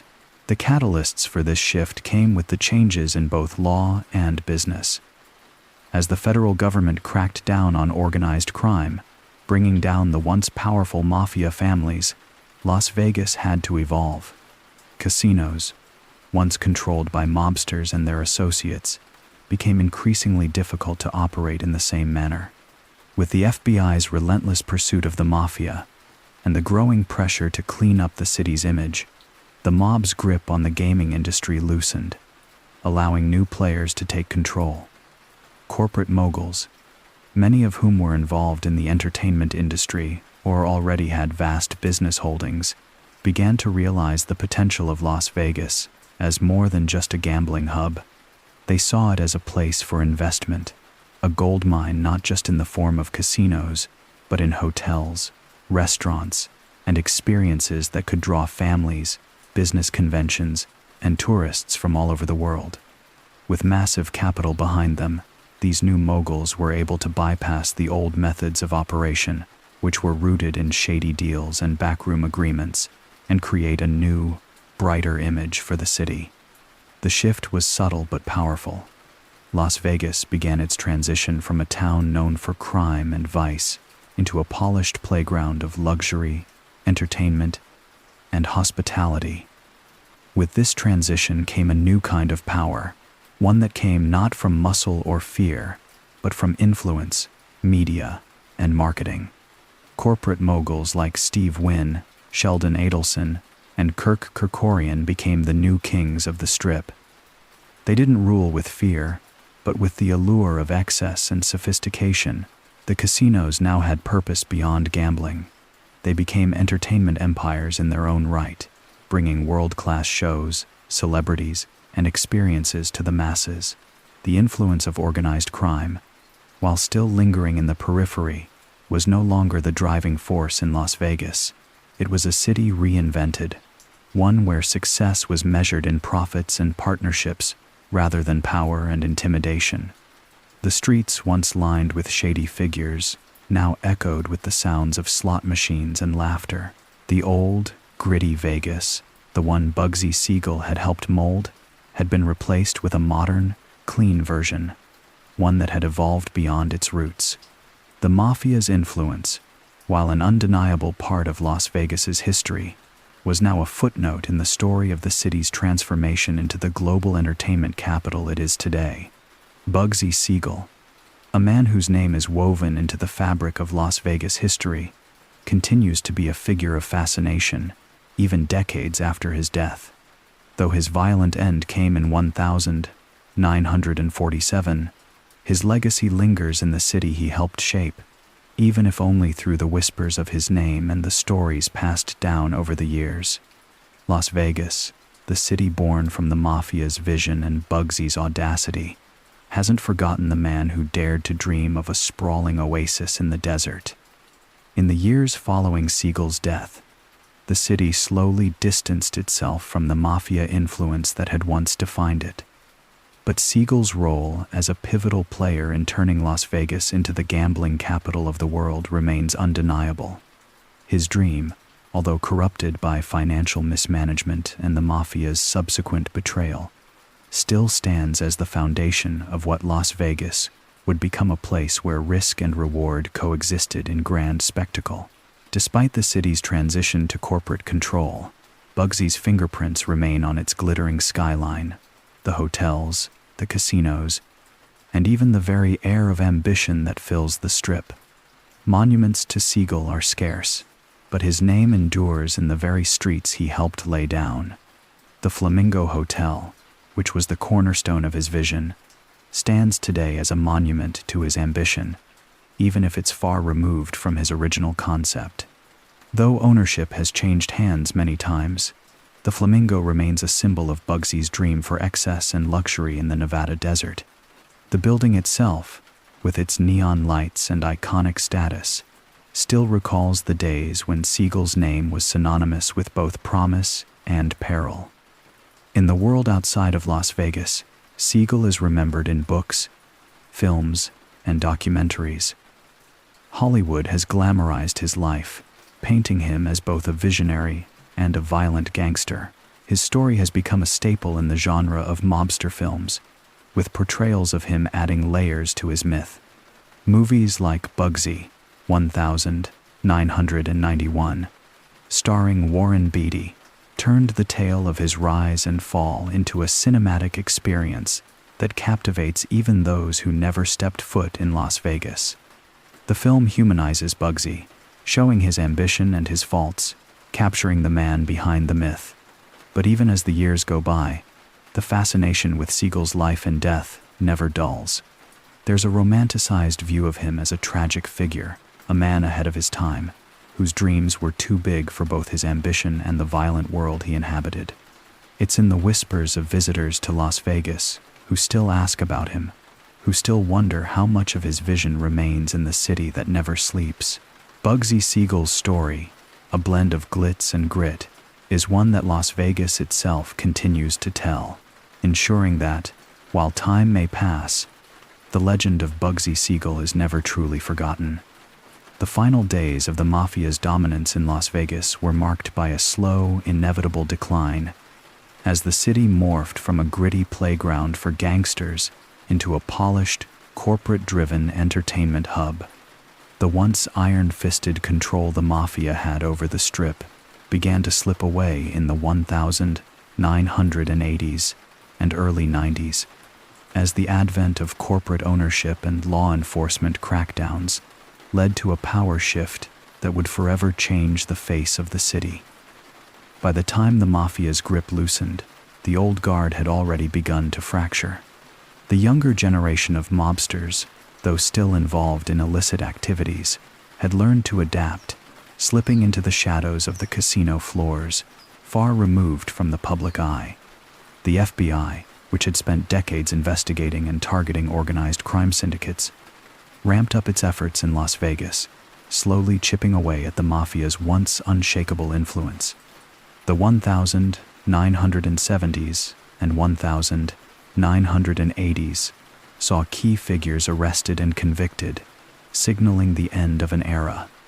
No longer could the Mafia operate so openly, with casinos and businesses flying under the radar of federal law enforcement. The flashy, bombastic nature of the Mafia in Las Vegas was being replaced by a quieter, more sophisticated approach, one that was better suited to the changing times. During this transition, iconic mob figures began to fade into the background. The likes of Tony Spilotro, a key figure in Chicago's presence in Vegas, met untimely ends, while others were left behind in the shifting tide. The Mafia's connections remained in some corners of the city, but as their operations became more discreet, the mob lost its larger-than-life presence on the Strip. The colorful, dangerous glamour of the mob was replaced by the gleaming towers of corporate casinos, owned by billionaires with no ties to the underworld. While the likes of the Stardust and the Desert Inn had once been Mafia strongholds, they too eventually found themselves under the control of corporate moguls who understood that the future of Las Vegas lay in legitimizing the city's business ventures. By the 1990s, the Mafia's influence had all but disappeared from the Strip. The once prominent families that had run the casinos with iron fists and ruthless efficiency were now relegated to the shadows of history.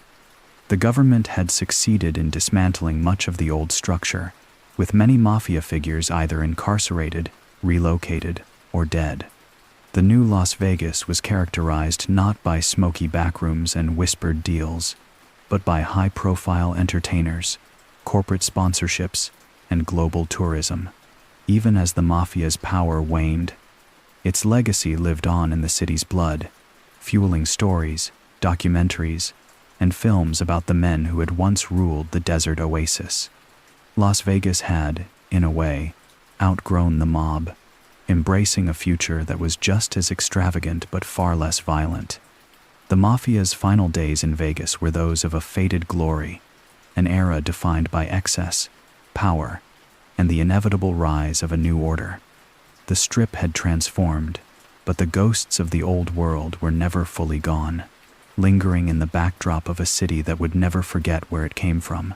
Bugsy Siegel's legacy is woven into the very fabric of Las Vegas, a city built on his ambition, his violence, and his larger-than-life dreams. Though his life ended violently, his vision for the city has endured, transformed into the very monuments that now symbolize modern-day Las Vegas. Siegel's role in shaping the Strip, turning it from a barren desert into a glimmering oasis of casinos and hotels, continues to captivate the imagination, marking him as one of the most enigmatic figures in the city's history. His name, forever linked to the Flamingo Hotel, resonates in the neon lights that now illuminate the Strip. The hotel's creation, despite its rocky start, was the spark that ignited the flame of what would eventually become the world's gambling capital. Although Siegel's execution marked the end of his direct influence, it is impossible to imagine Las Vegas today without acknowledging the foundations he laid. The lavish hotels, the glitzy casinos, the over-the-top entertainment, All trace their origins to the early days when Siegel's ambitions defied both the law and logic. In the world of organized crime, Siegel's name still carries weight. Even if the mafia's grip on Las Vegas has long since slipped, his role in bringing the mob's influence to the desert city shaped the blueprint for future generations of criminals looking to profit from the allure of Las Vegas. He became the prototype of the ruthless, ambitious gangster who wasn't content with mere survival but sought to build an empire. His violent past, his temper, and his willingness to take risks for power became a legend, one that echoes through the alleyways and dark corners of the city. But Siegel's legacy is not just one of crime. It's also the story of a man who dreamed big, a man who took on the impossible and turned it into something lasting. Though his dreams were often shrouded in violence, they were also filled with vision, a vision of a city that could draw the world's attention and never let it go.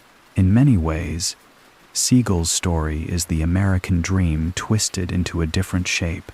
He started from nothing, clawed his way up, and built something that would outlive him, all while carrying the weight of his own ambitions and mistakes. Over the years, as Las Vegas evolved into a booming, corporate-driven tourism haven, the myth of Bugsy Siegel has only grown. Films, books, and documentaries have immortalized him, casting him both as a villain and a visionary. His life, full of contradictions, has become the stuff of legend, an enduring tale of ambition, betrayal, and the price of chasing greatness in a city built on excess. Bugsy Siegel's eternal legacy is a city that continues to pulse with the energy he helped create, a city where dreams are made and broken daily. His name, like the neon signs that dot the horizon, will forever be synonymous with the rise of Sin City.